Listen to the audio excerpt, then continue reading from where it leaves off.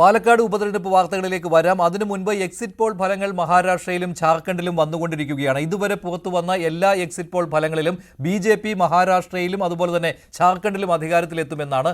മഹാരാഷ്ട്രയിൽ മഹായുതി സഖ്യം, ബി.ജെ.പി. നേതൃത്വം നൽകുന്ന മഹായുതി സഖ്യം കേവല ഭൂരിപക്ഷം നേടും. ജാർഖണ്ഡിൽ NDA സഖ്യം കേവല ഭൂരിപക്ഷം നേടും. ഇതാണ് ഇതുവരെയുള്ള എക്സിറ്റ് പോൾ ഫലങ്ങൾ സൂചിപ്പിക്കുന്ന. ഏറ്റവും ഒടുവിൽ JVC എന്നുള്ള ഏജൻസിയുടെ ഫലം വന്നിരിക്കുന്നു. കിരൺ, എന്താണ് വിശദാംശം? JVCയുടെ ഫലം അനുസരിച്ച് JVC അവിടെ BJP സഖ്യത്തിന് തന്നെയാണ് ജാർഖണ്ഡിൽ വിജയം അവകാശപ്പെടുന്നത്. 40 മുതൽ 44 സീറ്റ് വരെ, അവിടെ 41 സീറ്റാണ് കേവല ഭൂരിപക്ഷത്തിന് വേണ്ടത്. ആകെ 81 സീറ്റുകളാണുള്ളത്. അവിടെ JMM കോൺഗ്രസ് സഖ്യത്തിന് 30 മുതൽ 40 സീറ്റുകൾ വരെയാണ്. ഇതിലൊരു പ്രത്യേകത, BJP സഖ്യത്തിന്റെ ഏറ്റവും കുറവ് സീറ്റ് 40-ഉം JMM കോൺഗ്രസ് സഖ്യത്തിന്റെ ഏറ്റവും കൂടുതൽ സീറ്റ് 40-ഉമാണ് എന്നുള്ളൊരു പ്രത്യേകത കൂടിയുണ്ട്. തൂക്കുസഭ എന്ന രീതിയിൽ തന്നെ പറയാൻ പറ്റുമല്ലോ. ചിലപ്പോൾ കേവല ഭൂരിപക്ഷം ആർക്കും കിട്ടാതെയും വരാം. അങ്ങനെ വരാനുള്ള സാധ്യത കൽപ്പിച്ചുകൊണ്ടാണ്. എന്നാലും BJPയെ സംബന്ധിച്ച് 40 മുതൽ 44 വരെ എന്നുള്ളതാണ്. അതേഴ്സിന് ഒന്നുകൂടി നൽകുന്നുണ്ട്. 41 കേവല ഭൂരിപക്ഷത്തിന് വേണ്ടി വേണ്ടത്. കോൺഗ്രസിനും JMM-നും ചേർന്ന് RJD ഇവരെല്ലാം ചേർന്നാണ് മത്സരിക്കുന്നത്. 30 മുതൽ 40 സീറ്റുകൾ വരെയാണ് പ്രവചിക്കുന്നത്. എന്തായാലും ഇതുവരെ വന്ന സർവേ ഫലങ്ങളുടെ അടിസ്ഥാനത്തിൽ ജാർഖണ്ഡിലെ 2 സർവേ ഫലങ്ങളും ഫലം പ്രവചിക്കുന്നത് BJP സർക്കാർ വരും എന്ന് തന്നെയാണ്. അതോടൊപ്പം തന്നെ മഹാരാഷ്ട്രയിലെ 3 സർവേ ഫലങ്ങളും പ്രവചിക്കുന്നത് അവിടെയും BJP സർക്കാർ, മഹായുതി സർക്കാർ അധികാരത്തിൽ വരും എന്ന് തന്നെയാണ്.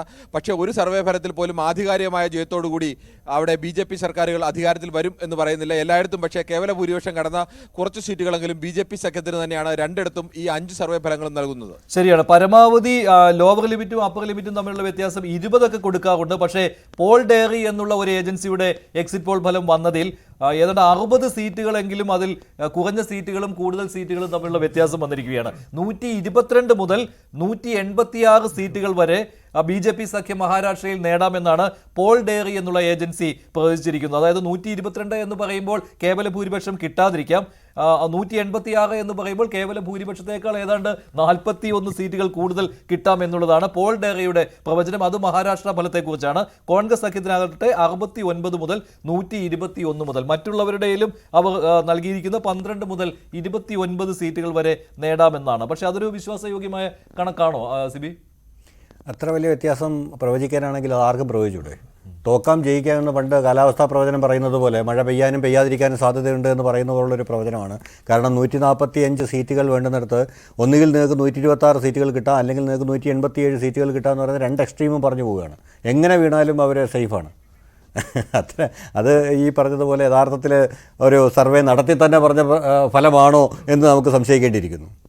ശരി, ഇപ്പോൾ പുറത്തു വന്നിരിക്കുന്ന മാട്രിക്സിന്റെ ഫലമാണ്, പി മാർക്കിന്റെ ഫലമാണ്. ഇത് രണ്ടും ഏകദേശം ഈക്വൽ എന്ന് പറയാം. BJP സഖ്യത്തിന് 150 മുതൽ 170 സീറ്റുകൾ വരെ പ്രവചിക്കുന്നത് മാട്രിക്സിൻ്റെതാണ്. പി മാർക്കിന്റെ BJP സഖ്യത്തിന് 137 മുതൽ 157 വരെയും MVAക്ക് 126 മുതൽ 146 വരെയുമാണ്.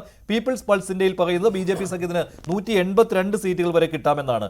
MVAക്ക് ആകട്ടെ 97 സീറ്റ് എന്നാണ്. ചാണക്യ സ്ട്രാറ്റജീസ് 152 മുതൽ 160 സീറ്റുകൾ വരെ കിട്ടുന്നത് ആർക്കാണ്? BJP സഖ്യത്തിന്, മഹായുതിക്കാണ് എന്നാണ് മഹാരാഷ്ട്രയിൽ. MVAക്ക് കോൺഗ്രസ് സഖ്യത്തിന് 130 മുതൽ 138 എന്നാണ്. എന്തായാലും ഇതുവരെ പുറത്തു വന്നിരിക്കുന്ന എല്ലാ എക്സിറ്റ് പോൾ ഫലങ്ങളിലും കൂടുതൽ സീറ്റുകളും കേവല ഭൂരിപക്ഷവും കിട്ടാൻ പോകുന്നത് മഹായുതി, അതായത് BJP സഖ്യത്തിനാണെന്നാണ്.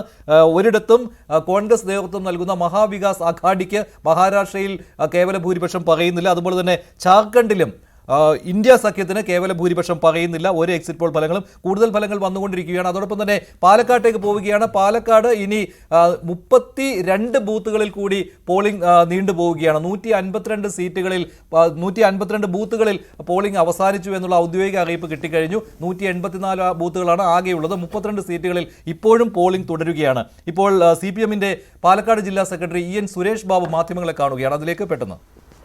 ഇന്നലെ വ്യാപകമായി എല്ലാ മാധ്യമങ്ങളും ചർച്ച ചെയ്തൊരു വിഷയമായിരുന്നു ഇടതുപക്ഷ ജനാധിപത്യ മുന്നണി കൊടുത്ത പത്രപരസ്യം.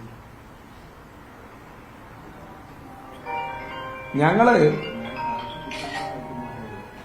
ഇവിടെ ഈ പരസ്യവുമായി ബന്ധപ്പെട്ട് ഞങ്ങളെ ആരെങ്കിലും ഏതെങ്കിലും ഒരു രാഷ്ട്രീയ നേതാവിനെ ബോധപൂർവം ആരോപണം ഉന്നയിച്ചല്ല. സന്ദീപ് വാര്യർ എന്ന് പറയുന്ന ഇപ്പോഴും RSSകാരനായിട്ടുള്ള ശരീരം കൊണ്ട് മാത്രം കോൺഗ്രസിനോടൊപ്പം നിൽക്കുന്ന വ്യക്തിയെ അദ്ദേഹം കോൺഗ്രസിൽ ശരീരം കൊണ്ട് വരുന്നതിന് മുമ്പ് പ്രവർത്തിച്ച പാർട്ടിയിൽ നിന്നുകൊണ്ട് ഈ രാജ്യത്തും പ്രത്യേകിച്ച് കേരളീയ സമൂഹത്തിലും വർഗീയ ചേരിതിരിവുണ്ടാക്കുന്നതിന് വേണ്ടി ചീറ്റിയ വിഷം, അതെല്ലാം വസ്തുതകളുടെ അടിസ്ഥാനത്തിൽ ഞങ്ങൾ ഈ നാട്ടിലെ ജനങ്ങളോട് പറഞ്ഞു. അതായിരുന്നു പരസ്യം. അതിന് CPM പാലക്കാട് ജില്ലാ സെക്രട്ടറി സുരേഷ് ബാബുവാണ് മാധ്യമങ്ങളോട് സംസാരിച്ചു കൊണ്ടിരിക്കുന്നത്. സുപ്രഭാതത്തിലും സിറാജിലും വന്ന പത്രപരസ്യത്തെക്കുറിച്ചാണ് അദ്ദേഹം സംസാരിക്കുന്നത്. പോളിംഗ് ശതമാനം ഇപ്പോൾ 70.02 എന്നുള്ള രീതിയിലാണ്. അതായത് 70% പോളിംഗ് എത്തിയിരിക്കുകയാണ്. കഴിഞ്ഞ തവണത്തെ അത്രയും വരുമോ എന്നുള്ളതാണ് ഇനി അറിയാനുള്ളത്. 75% കഴിഞ്ഞ നിയമസഭാ തെരഞ്ഞെടുപ്പിലെ പോളിംഗ്. 1,36,000 പേരാണ് പാലക്കാട് ഇതിനകം വോട്ട് രേഖപ്പെടുത്തിയിട്ടുള്ളത്. ഔദ്യോഗിക കണക്കനുസരിച്ച് അതിനേക്കാൾ കൂടുമെന്നുള്ള കാര്യത്തിൽ യാതൊരു സംശയവുമില്ല. കഴിഞ്ഞ തവണ 1,42,000 ആളുകളായിരുന്നു. ഇപ്പോൾ ശ്രീ VPP മുസ്തഫ ചേരുന്നുണ്ട്. മുസ്തഫ, ആദ്യം തന്നെ കെ സുരേന്ദ്രന്റെ ഒരു ഫേസ്ബുക്ക് പോസ്റ്റിലേക്ക് താങ്കളുടെ ശ്രദ്ധയെ ആകർഷിക്കുകയാണ്. അദ്ദേഹം പറയുന്നത് നിങ്ങൾക്കും ഇഷ്ടമുള്ള ഒരു കാര്യമാണ് UDF മൂന്നാമതാകും എന്നുള്ളതാണ്. പക്ഷേ രണ്ടാമത് LDF ആണെന്നാണ്.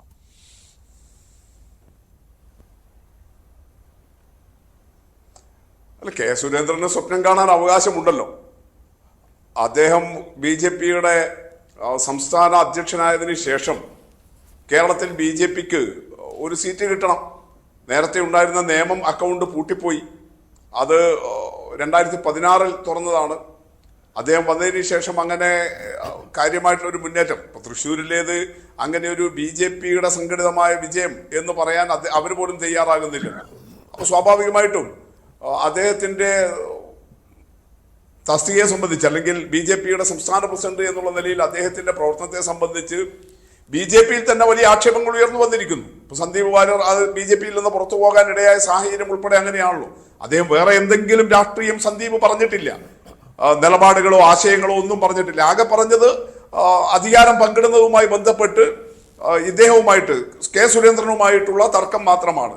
അപ്പൊ അതുകൊണ്ട് സുരേന്ദ്രനെ സംബന്ധിച്ച് അങ്ങനെ ഒരു സ്വപ്നം തൽക്കാലം 2 ദിവസത്തേക്ക് കാണാം.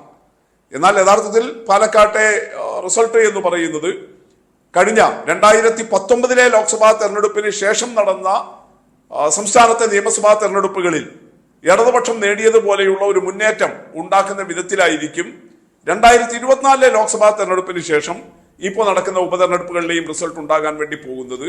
ആ നിലയിൽ 23-ാം തീയതി LDFന്റെ വിജയം പ്രഖ്യാപിക്കുന്ന, LDFന്റെ വലിയ മുന്നേറ്റം പ്രഖ്യാപിക്കുന്ന വിധിയെഴുത്തായിരിക്കും നമുക്ക് കാണാൻ വേണ്ടി കഴിയുക.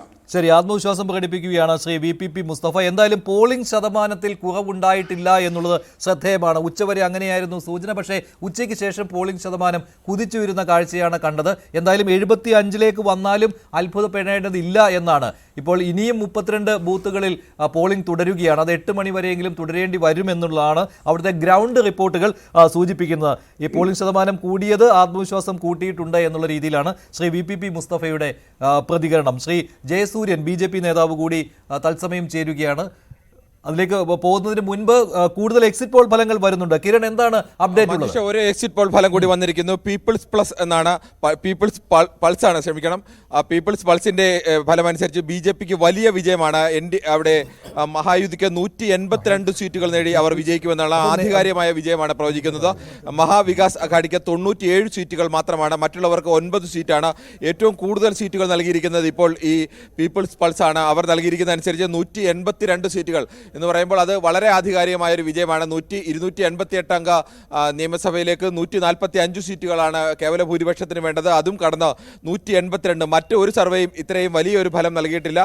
ഈ ഏജൻസിയെ സംബന്ധിച്ച് അങ്ങനെ മുൻകാലങ്ങളിൽ ഒരു വലിയ, അല്ലെങ്കിൽ ഒന്നാം നിരയിൽ നിൽക്കുന്ന ഒരു ഏജൻസി അല്ല എങ്കിൽ പോലും അവർ നൽകിയിരിക്കുന്ന ഫലം അനുസരിച്ച് 175 മുതൽ 195 വരെ. ആദ്യം ഇവിടെ സിബി പറഞ്ഞിരുന്നു ഇങ്ങനെയുള്ള ഏജൻസികൾ നൽകുന്ന കണക്കുകൾ വിശ്വാസയോഗ്യം അല്ല എന്നുള്ള രീതിയിൽ അദ്ദേഹം അഭിപ്രായപ്രകടനം നടത്തിയതാണ്. എന്തായാലും 175 മുതൽ 195 സീറ്റുകൾ വരെയാണ് ഈ ഏജൻസി നൽകിയിരിക്കുന്നത്. കോൺഗ്രസിനാകട്ടെ 85 മുതൽ 112 സീറ്റുകൾ വരെ. മറ്റുള്ളവർക്കാണെങ്കിൽ കണക്കുകൾ 175, 195 BJP. അതെ, ഇതാണ് പീപ്പിൾ പൾസിന്റെ കണക്കുകൾ സൂചിപ്പിക്കുന്നത്.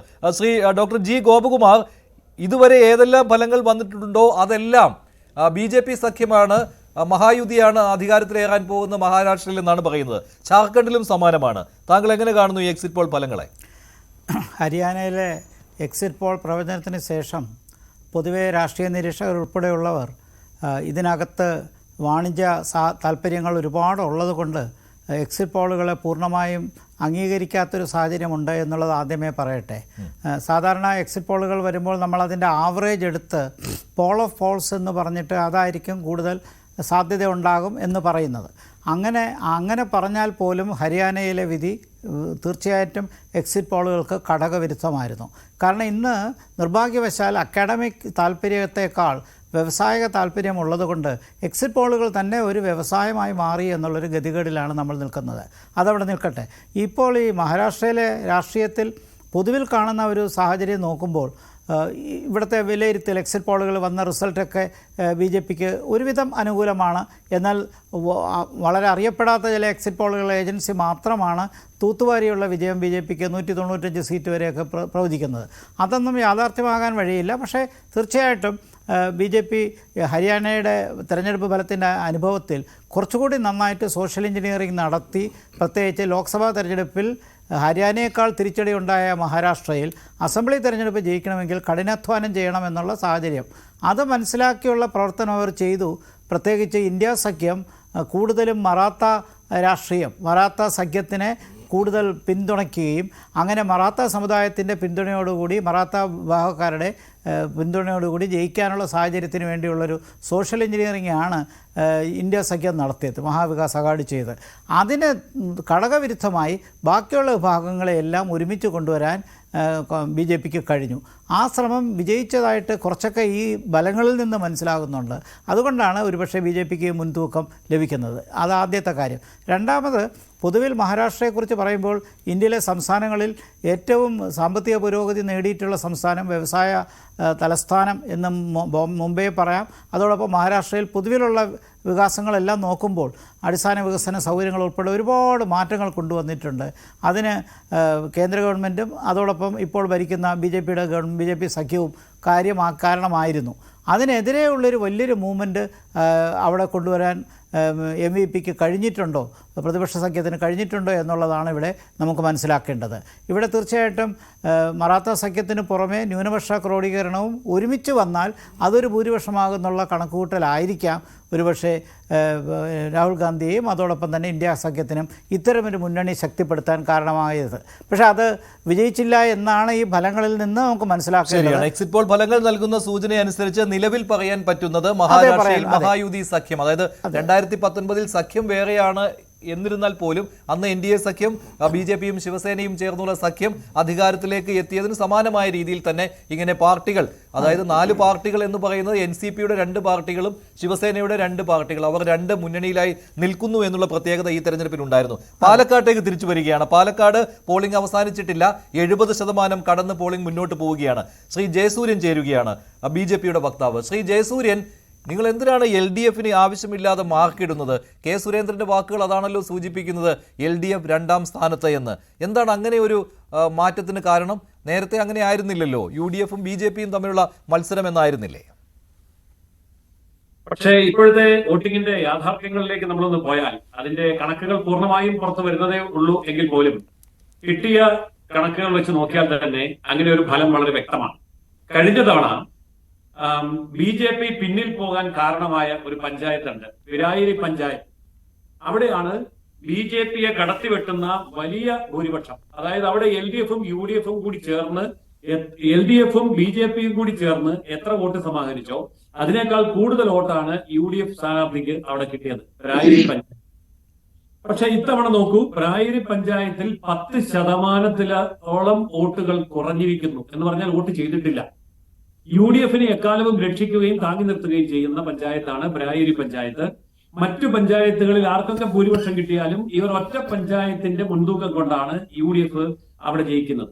ഇത്തവണ അവിടെയാണ് UDFന് അടി കിട്ടാൻ പോകുന്നത്. കാരണം അവിടെ ആകെ പോൾ ചെയ്ത വോട്ടിൽ 10% ഇടിവാണ് ഉണ്ടായിരിക്കുന്നത്. ഇതൊരൊറ്റ പഞ്ചായത്തിന്റെ കണക്കാണ്, ബാക്കി പഞ്ചായത്തുകളുടെ കണക്കുകൾ പുറത്തു വരുന്നേ ഉള്ളൂ. ഏതായാലും BJPക്ക് ശക്തിയുള്ള പ്രദേശങ്ങളിലൊക്കെ തന്നെ BJPയുടെ വോട്ട് വളരെ കൃത്യമായി എത്ര വോട്ടാണോ ചെയ്യിക്കേണ്ടിയിരുന്നത് അത്രയും വോട്ട് തന്നെ ചെയ്യിക്കാൻ സാധിച്ചിട്ടുണ്ട്. അതുകൊണ്ട് കൃത്യമായ കണക്കുകളുടെ അടിസ്ഥാനത്തിലാണ് ആത്മവിശ്വാസത്തോടു കൂടി BJP-യുടെ സംസ്ഥാന അധ്യക്ഷൻ ആ പ്രഖ്യാപനം നടത്തിയിരിക്കുന്നത്. അതായത് ഹരിയാനയിലുമൊക്കെ എങ്ങനെയാണോ BJP തിരിച്ചു വന്നത്, അതേ പാറ്റേണിലുള്ള ഗ്രാസ് റൂട്ട് ലെവലിലുള്ള വളരെ നല്ല മൈക്രോ മാനേജ്മെന്റ് ആണ് BJP പുറത്തെടുത്തത്. അത് ഞങ്ങൾ ഉദ്ദേശിച്ചതുപോലെ തന്നെ നടപ്പാക്കാനും വിജയിപ്പിക്കാനും പക്ഷേ ശ്രീ ജയസൂര്യൻ, എല്ലായിടത്തും ഏകദേശം ഒരേ രീതിയിലാണ് പോളിംഗ് പോയിരിക്കുന്നത്. 70% എന്ന് പറയുമ്പോൾ അതിൽ നഗരസഭ, പഞ്ചായത്തുകൾ എന്നുള്ള ഏറ്റക്കുറിച്ചിൽ വന്നിട്ടില്ല. ആണെങ്കിൽ തന്നെ ഒരു 0.5%-യോ 1% പരമാവധി എന്നേ വന്നിട്ടുള്ളൂ. അപ്പോൾ പാലക്കാട് നഗരസഭയിൽ നിന്ന് പരമാവധി വോട്ടുകൾ നിങ്ങൾക്ക് കിട്ടുമെന്നുള്ളതാണല്ലോ. ഒരു 34,000 വരെ വോട്ടുകൾ കിട്ടിയാലും അത്ഭുതപ്പെടാനില്ല. കഴിഞ്ഞ തവണ അത്രയും വോട്ടുകൾ കിട്ടിയതുമാണ്. പക്ഷേ ബാക്കി 3 പഞ്ചായത്തുകളിൽ നിന്നും നിങ്ങൾക്ക് കിട്ടുന്ന വോട്ടുകളിൽ വലിയ വ്യത്യാസം ഉണ്ടാകുവാനുള്ള സാധ്യതയുണ്ടോ കഴിഞ്ഞ തവണത്തേക്കാൾ? പിന്നെ BJP-യുടെ ഒരു വിലയിരുത്തൽ വരുന്നത് LDF-ന് കഴിഞ്ഞ തവണത്തേക്കാൾ വോട്ട് ഈ 3 പഞ്ചായത്തുകളിലും കൂടുതൽ കിട്ടും എന്നുള്ളതാണല്ലോ. അതായത് അവിടെ ഒരു ന്യൂനപക്ഷ ഏകീകരണം UDF-ന് അനുകൂലമായി ഉണ്ടായിട്ടില്ല. ആ ഒരു വിലയിരുത്തലിന്റെ ഭാഗമായിട്ടല്ലേ ഇങ്ങനെ പറയുന്നത്?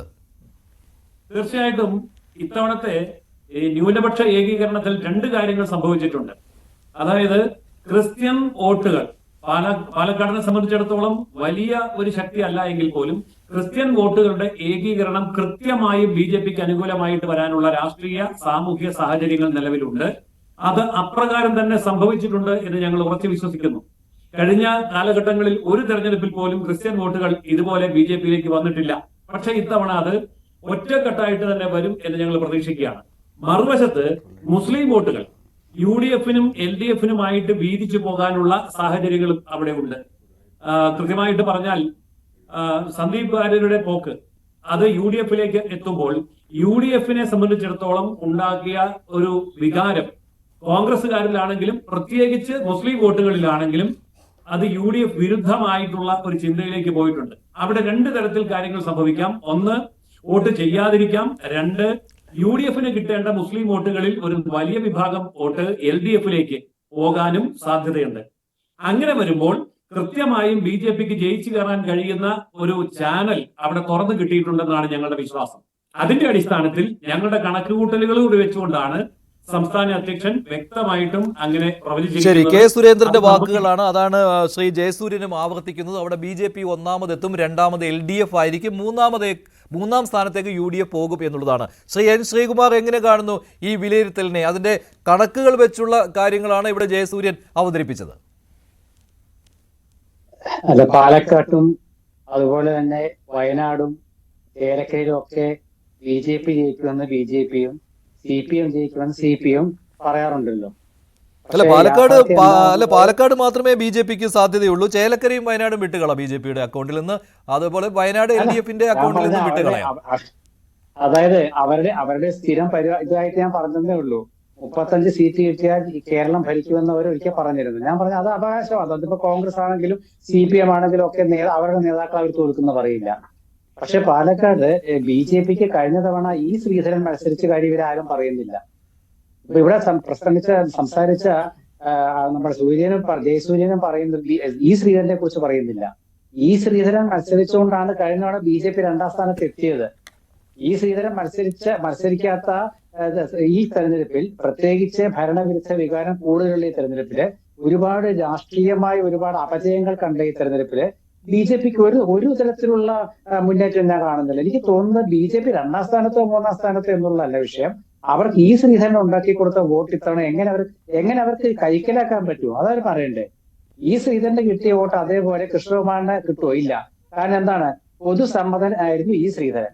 കൃഷ്ണകുമാർ BJP-യിൽ പോലും സമ്മതനല്ലാത്തതുകൊണ്ടാണല്ലോ സന്ദീപ് വാര്യർ BJP വിട്ടത്. ഇപ്പൊ ഇവരിപ്പോ പറയുന്നത് എന്താ? സന്ദീപ് വാര്യർ BJP വിട്ട് കോൺഗ്രസ് ചേർന്നുകൊണ്ട് കോൺഗ്രസ് അപകടത്തിലേക്ക് പോകുന്നതെന്നാണ്. അപ്പൊ സരിൻ കോൺഗ്രസ് വിട്ട് CPM ചേർന്നപ്പോ എന്താ പറയുന്നത്? അപ്പോഴും കോൺഗ്രസിന് അപകടം. സരിൻ പോയപ്പോ കോൺഗ്രസിന് അപകടം, സന്ദീപ് വാര്യർ വന്നാലും കോൺഗ്രസിന് അപകടം. അപ്പൊ കോൺഗ്രസിന് ഗുണം എപ്പോഴാണ്? അതായത് കോൺഗ്രസിൽ ഒരാൾ പോയാൽ കോൺഗ്രസിന് അപകടം, കോൺഗ്രസിലേക്ക് ഒരാൾ വന്നാലും കോൺഗ്രസിന് അപകടം. ഇത് എന്ത് രാഷ്ട്രീയം മനുഷ്യ? അപ്പൊ അതുകൊണ്ട് നമ്മൾ ഇതൊന്ന് ഒന്ന് ഗവനിക്കേണ്ട. അല്ല, താങ്കളുടെ ഒരു വിലയിരുത്തൽ എങ്ങനെയാണ്? എന്തായാലും UDF ജയിക്കുമെന്നുള്ളതാണല്ലോ. അതിനെ താങ്കൾ എങ്ങനെ അത് സാധൂകരിക്കും? ഇവിടെ പോളിംഗ് പെർസെന്റേജ് വെച്ചൊന്നും പറയാൻ പറ്റുകയില്ല. പെർസെന്റേജ് കുറഞ്ഞിട്ടില്ല. ചിലപ്പോൾ കുറച്ച് കുറവുണ്ടായേക്കും. പക്ഷെ അത് വലിയ രീതിയിൽ നമുക്കത് ചർച്ച ചെയ്യേണ്ട ഒരു ആവശ്യം വരുന്നില്ല. ഇല്ല, അത് നമ്മുടെ ഇപ്പോഴത്തെ പോളിംഗ് പേഴ്സന്റെ നിങ്ങളൊരു കാര്യം മനസ്സിലാക്കുക. ഇപ്പൊ നമ്മളിപ്പോ ഒരു പോളിംഗ് 70 നിന്ന് ഒരു 65 ആയാലും നമ്മളത് ഇന്നയാൾ ജയിക്കും ഇന്നയാൾ തോൽക്കും ഇപ്പൊ പറയാൻ പറ്റില്ല. കാരണം 65% പോളിംഗ് ആണെങ്കിലും ആ പോൾ ചെയ്തവരിൽ എത്ര പേര് കോൺഗ്രസിന്, BJPക്ക്, CPM എന്നുള്ള കണക്കാക്കിയാൽ മതി. 2019 ഇങ്ങനെ ആയിരുന്നില്ല എന്ന് ഇപ്പൊ ചോദിച്ചിട്ട് കാര്യമില്ല. കാരണം എന്താ വെച്ചാല് രാഷ്ട്രീയ സാഹചര്യം മാറുന്നുണ്ട്. ഇപ്പൊ രാഷ്ട്രീയ സാഹചര്യം എന്ന് വെച്ചാൽ നമ്മുടെ ഇപ്പോഴത്തെ യുവ വോട്ടർമാർക്കിടയിൽ അവർക്കൊരു വ്യക്തമായ രാഷ്ട്രീയ ബോധം ഒരിക്കലുമില്ല, ഉറച്ച രാഷ്ട്രീയമില്ല. അവരെ സംബന്ധിച്ചിടത്തോളം സ്ഥാനാർത്ഥികളെ നോക്കിയിട്ട് അവർ അങ്ങോട്ടും ഇങ്ങോട്ടും ഒക്കെ മാറും. അപ്പൊ അതുകൊണ്ട് എന്താണ് സംഭവിക്കാതെ പറയാൻ പറ്റില്ല. രാഹുൽ മാങ്കൂട്ടത്തിൽ പാലക്കാട് പുതിയ സ്ഥാനാർത്ഥിയാണ്. 1. ബി ജെ പി പാലക്കാട് ഉണ്ടായ പ്രശ്നങ്ങൾ 2. കോൺഗ്രസിൽ നിന്ന് സരീൻ പോയപ്പോൾ CPM-ലേക്ക് സരീൻ ചേക്കേറിയ ശേഷം CPM-ൽ ഉണ്ടായിട്ടുള്ള പ്രശ്നങ്ങൾ 3. ഇതെല്ലാം വെച്ച് നോക്കുമ്പോൾ കോൺഗ്രസിൽ എന്താണ് പ്രശ്നം ഇല്ല എന്ന് തിരിച്ചു ചോദിക്കും. കോൺഗ്രസിൽ എന്താണ് പ്രശ്നം ഉണ്ടായത്? സരീൻ പോയതാണോ? സരീൻ പോയതാണ് കോൺഗ്രസ് പ്രശ്നമെങ്കിൽ സരീൻ ഒരു നേതാവല്ല, സരീൻ ഒരു ഗ്ലാമർ യൂത്ത് ആണെന്ന് പറയാം. അതുപോലെ സന്ദീപ് വാര്യരും ഒരു നേതാവല്ല, ഒരു ഗ്ലാമർ യൂത്ത് ആണ്. ഇവര് പോയതുകൊണ്ട് ഈ പാർട്ടികൾക്കൊന്നും ഒരു വോട്ട് ഇങ്ങനെ ഒലിച്ചു വരുന്നു അല്ലെങ്കിൽ വോട്ട് നഷ്ടപ്പെടുന്നു എന്നൊക്കെ പറയാൻ പറ്റില്ല. പക്ഷെ പ്രചരണ രംഗത്ത് അത് അവർക്ക് 2 കൂട്ടർക്കും അവർക്ക് പ്രചരണം ഉഷാറാക്കാൻ വേണ്ടി ഈ 2 മാറ്റങ്ങൾ സഹായമായിട്ടുണ്ടാകാം. പക്ഷെ അവിടെ നമ്മൾ കാണേണ്ടത് എന്താണ്? കേരള ഗവൺമെന്റിനെതിരായ ഒരു വികാരമുണ്ട്. CPM-ലെ ഒരു നമ്മുടെ പഴയ കാലത്തെ പോലത്തെ അല്ല CPM. അവിടെ പല നേതാക്കളും പല രീതിയിൽ സംസാരിക്കുമ്പോൾ തന്നെ നമുക്ക് കാര്യം മനസ്സിലാകും. അപ്പോൾ അവിടുത്തെ പ്രവർത്തകർക്കും അണികൾക്കും കോൺഗ്രസ് പ്രവർത്തകരിലും അണികളിലും ഉണ്ടാകുന്ന പോലത്തെ ഒരു കാഴ്ചപ്പാടല്ല CPM-ന്റെ പ്രവർത്തകരിലും അണികളിലും ഉണ്ടാവുക. കാരണം അവരെ ചെന്ന് പഠിപ്പിച്ചിട്ടുണ്ട് പാർട്ടി. ആ പഠിപ്പിച്ചതെല്ലാം ഒരു തെരഞ്ഞെടുപ്പ് വരുമ്പോൾ അവസരവാദപരമായിട്ട് മാറുമ്പോൾ അവർക്കത് വെറുക്കും. ശരി ശരി ശ്രീ എൻ ശ്രീകുമാർ, താങ്കളിലേക്ക് വരാം. VPP മുസ്തഫയും തുടരുന്നുണ്ട്. നമ്മുടെ നിരീക്ഷകരായ ഡോക്ടർ G ഗോപകുമാർ, മോഹൻ വർഗീസ്, മാധ്യമപ്രവർത്തകൻ സിബി സത്യൻ എന്നിവരുമുണ്ട്. അതിനു മുൻപ് VV അരുണിലേക്ക് പോവുകയാണ്. അരുൺ കണ്ണാടി പഞ്ചായത്തിലായിരുന്നു നേരത്തെ ഉണ്ടായിരുന്നത്. അരുൺ ഇപ്പോഴും അവിടെ തന്നെയാണോ? എങ്ങനെയാണ് ഈ വോട്ടിംഗ്? ഇപ്പോൾ 7:30 മണിയായി, ഇപ്പോഴും ബൂത്തുകളിൽ ക്യൂ ആണോ?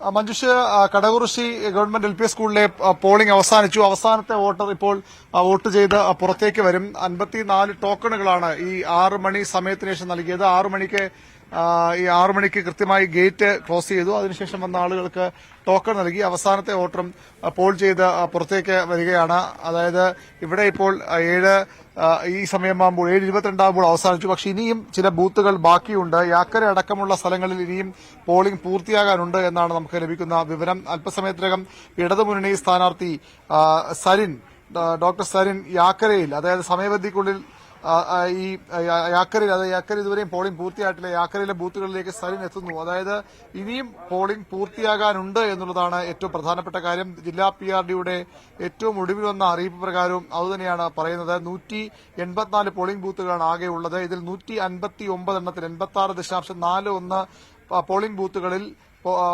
പോളിംഗ് അവസാനിച്ചു എന്നാണ് 7:02 വന്ന മെസ്സേജ്. അതായത് 20 മിനിറ്റ് മുമ്പ് വന്ന മെസ്സേജാണ്. ടോക്കൺ വാങ്ങി ക്യൂവിൽ നിൽക്കുന്നവർക്ക് വോട്ടിംഗിന് അവസരമുണ്ടാകും. അതായത് അപ്പോഴും ഈ 184-ൽ 159 മാത്രമാണ് പൂർത്തിയായത്. ബാക്കിയുള്ള ഇപ്പോൾ അത് ഒന്നുകൂടി ഇപ്പോൾ ആ കണക്കിലേക്ക് നമുക്ക് ഈ ബൂത്ത് കൂടി ചേർക്കാനാകും. അപ്പോൾ വീണ്ടും ബൂത്തുകൾ ബാക്കിയാണ്. അല്പസമയത്ത് കൂടുതൽ അപ്ഡേഷൻസ് വരുമെന്ന് പ്രതീക്ഷിക്കുന്നു. ഏതായാലും പോളിംഗ് പൂർത്തിയായിട്ടില്ല. പാലക്കാട് ഉപതെരഞ്ഞെടുപ്പിൽ പോളിംഗ് പൂർത്തിയായി എന്ന ഔദ്യോഗിക പ്രഖ്യാപനം വരാൻ ഇനിയും അതിനുശേഷം മാത്രമായിരിക്കും പോളിംഗ് ശതമാനത്തിലെ അപ്ഡേറ്റും വരികയുള്ളൂ. 70.01% എന്ന് പറയുന്നത് പോളിംഗ് അവസാനിച്ച സമയത്തെ 6 മണിയിലെ കണക്കാണ്. ഇനി അടുത്ത കണക്ക് വരണമെങ്കിൽ ഇത് പോളിംഗ് എല്ലാ ബൂത്തുകളിലും അവസാനിക്കണം, വോട്ടിംഗ് അവസാനിക്കണം. ടോക്കൺ നൽകി വോട്ട് ചെയ്യാൻ ക്യൂ നിന്നവരെല്ലാം വോട്ട് ചെയ്ത് കഴിയണം. മിക്കവാറും ഇന്ന് രാത്രി പുതിയ അപ്ഡേറ്റ് വരും. അതിനുശേഷം ഫൈനൽ അപ്ഡേറ്റ് കൂട്ടിക്കിഴിക്കലുകളൊക്കെ കഴിഞ്ഞതിന് ശേഷം നാളെ രാവിലത്തേക്ക് നമുക്ക് പ്രതീക്ഷിക്കാം. VPP മുസ്തഫ, എങ്ങനെയാണ് എൻ ശ്രീകുമാറിന്റെ അവകാശവാദത്തെ താങ്കൾ കാണുന്നത്? അതോടൊപ്പം തന്നെ ജയസൂര്യൻ അതിന് കണക്കുകൾ നിരത്തി മറുപടി നൽകിയിട്ടുണ്ട് കേട്ടോ. എന്താണ് ഈ ഒന്നാമത് BJPയും രണ്ടാമത് LDFും എത്തുന്നതിന് കാരണമെന്ന്?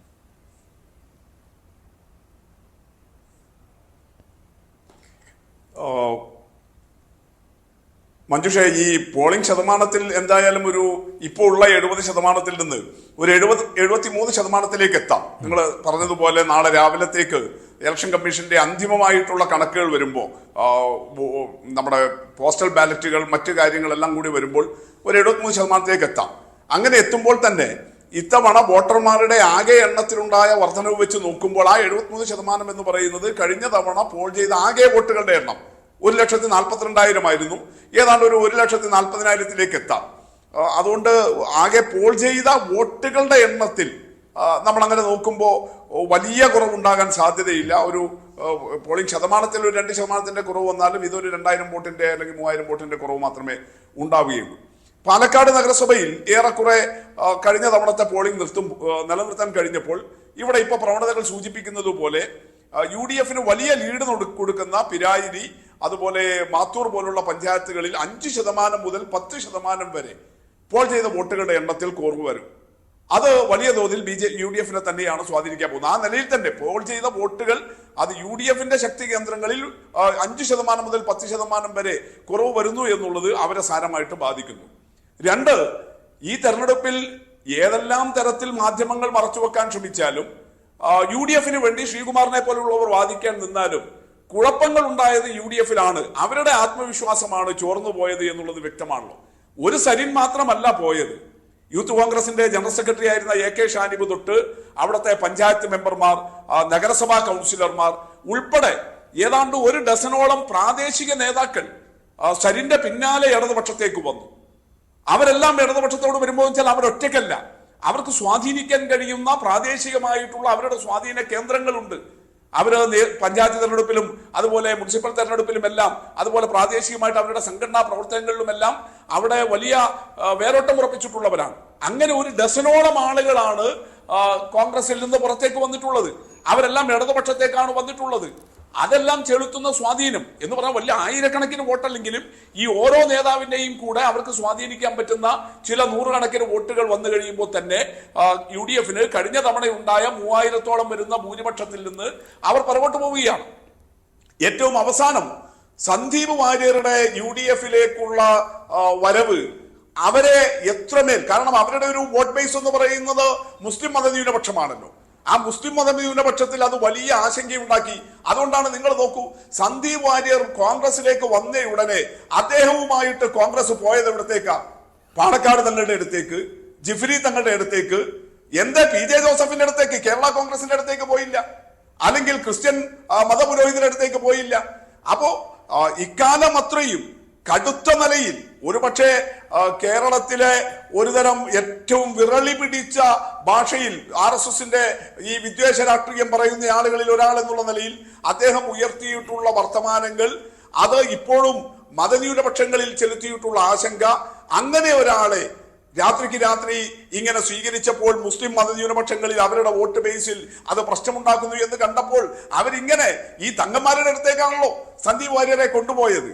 അപ്പൊ അവിടെ തന്നെ അതുണ്ടാക്കിയിട്ടുള്ള അങ്കലാപ്പ് വളരെ കൃത്യമായിട്ട് ശരിയാണ്. ശ്രീ വി.പി. മുസ്തഫ, താങ്കൾ പറഞ്ഞ കാര്യം അംഗീകരിക്കുകയാണ്. പക്ഷേ അവിടെ മുസ്ലിം മതന്യൂനപക്ഷങ്ങളുടെ വോട്ടിലൊരു വിഭജനമുണ്ടായി ഗുണം BJP-ക്ക് കിട്ടുമോ എന്നുള്ളതാണ്. അതുകൊണ്ടായിരിക്കും സുരേന്ദ്രൻ ആ വിലയിരുത്തൽ നടത്തിയത്.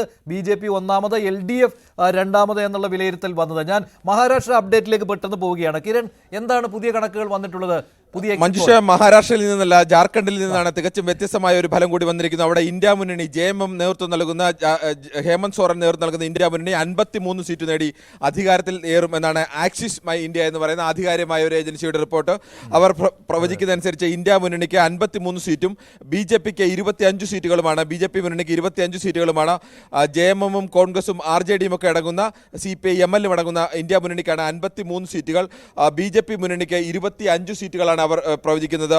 ആദ്യമായിട്ടാണ് ഒരു ഫലപ്രവചനം BJP ഇതര സർക്കാർ വരും, ജാർഖണ്ഡിൽ വരും എന്ന് പറയുന്നത്. മഹാരാഷ്ട്രയിൽ ഇതുവരെ വന്ന 5 ഏജൻസികളുടെയും ഫലമനുസരിച്ച് അവിടെ BJP മുന്നണി തന്നെയാണ് അധികാരത്തിൽ വരിക, അവിടെ മഹായുതി തന്നെയാണ് അധികാരത്തിൽ വരിക. ജാർഖണ്ഡിൽ വന്ന ഫലമനുസരിച്ച്, ജാർഖണ്ഡിൽ നേരത്തെ 2 ഏജൻസികളുടെ ഫലമനുസരിച്ച് അവിടെ BJP സഖ്യം അധികാരത്തിലേറും എന്നായിരുന്നു. എന്നാൽ ആക്സിസ് മൈ ഇന്ത്യയുടെ ഫലമനുസരിച്ച് അവിടെ അവരുടെ പ്രവചനം അനുസരിച്ച് ഇന്ത്യ മുന്നണി 53 സീറ്റുകളോടുകൂടി അധികാരത്തിലേറും. കേവല ഭൂരിപക്ഷത്തെക്കാൾ 12 സീറ്റുകൾ കൂടുതൽ നേടി ഇന്ത്യ മുന്നണി. അത് തന്നെയാണ് ഇതുവരെ വന്നതിൽ നിന്ന് വ്യത്യസ്തമായി നിൽക്കുന്ന ഒരു ഫലം. അത് ആക്സിസ് മൈ ഇന്ത്യ പോലെ പലതവണ ഇത്തരത്തിൽ ഏജൻസികൾ പലതവണ ഇത്തരം എക്സിറ്റ് പോളുകൾ നടത്തിയിട്ടുള്ള ഏജൻസിയുടെ ഫലമാണ് വന്നത്. ശരിയാണ്, അത് ആക്സിസ് മൈ ഇന്ത്യയുടെ ഫലം. ജാർഖണ്ഡിൽ 53 സീറ്റുകൾ വരെ JMM പ്ലസ് കോൺഗ്രസുമായി ഉൾപ്പെട്ട ആ സഖ്യം നേടുമെന്നുള്ളതാണ്. BJP-ക്ക് 25, കഴിഞ്ഞ തവണ BJP അവിടെ നേടിയ സീറ്റാണ് 25. ആ കണക്കിലേക്ക് BJP സഖ്യം പോകും എന്നുള്ളതാണ്. പാലക്കാട്ടേക്ക് തിരിച്ചെത്താം. പാലക്കാട് ഇനി ഏതാനും ബൂത്തുകളിൽ കൂടി മാത്രമേ പോളിംഗ് അവസാനിക്കാനുള്ളൂ. ശ്രീ മോഹൻ വർഗീസ്, എങ്ങനെ കാണുന്നു ഓരോ മുന്നണിയുടെയും അവകാശവാദത്തെ പാലക്കാട്? പാലക്കാട് ഓരോ മുന്നണിയും, 3 മുന്നണികളും ഏതാണ്ട് ഒരുപോലെ തന്നെ ആത്മവിശ്വാസം പ്രകടിപ്പിക്കുന്ന ഒരു കാഴ്ചയാണ് ഇപ്പോൾ കാണുന്നത് പാലക്കാട്. കാരണം പോളിംഗ് ഇപ്പോഴും അവസാനിച്ചിട്ടില്ല, പൂർണ്ണ തോതിൽ അവസാനിച്ചിട്ടില്ല. അവസാന വോട്ട് കണക്കിൽ 73% വോട്ട് എന്നാണ് ഇപ്പോൾ കണക്കാക്കപ്പെടുന്നത്. 70% കടന്നിരിക്കുന്നു. അവസാന കണക്കിൽ 73 ഇവിടെ പോളിംഗ് ശതമാനം പൊതുവെ ഉയരുന്നത് കോൺഗ്രസ് പാർട്ടിക്ക് ട്രഡീഷണലി UDF സംവിധാനത്തിനും കോൺഗ്രസ് പാർട്ടിക്കും മെച്ചമാണെന്ന് പറയാറുണ്ട്. പക്ഷേ മുൻകാലങ്ങളിൽ, ഈ അടുത്ത കാലത്തൊക്കെ, സമീപഭൂതകാലത്ത് നടന്ന പല തെരഞ്ഞെടുപ്പുകളിലും അത് വളരെ വ്യക്തമല്ല. ഇവിടെ പിരായിരി പഞ്ചായത്തിലാണ് കോൺഗ്രസിന് നിർണായകമായ എഡ്ജുള്ളത്.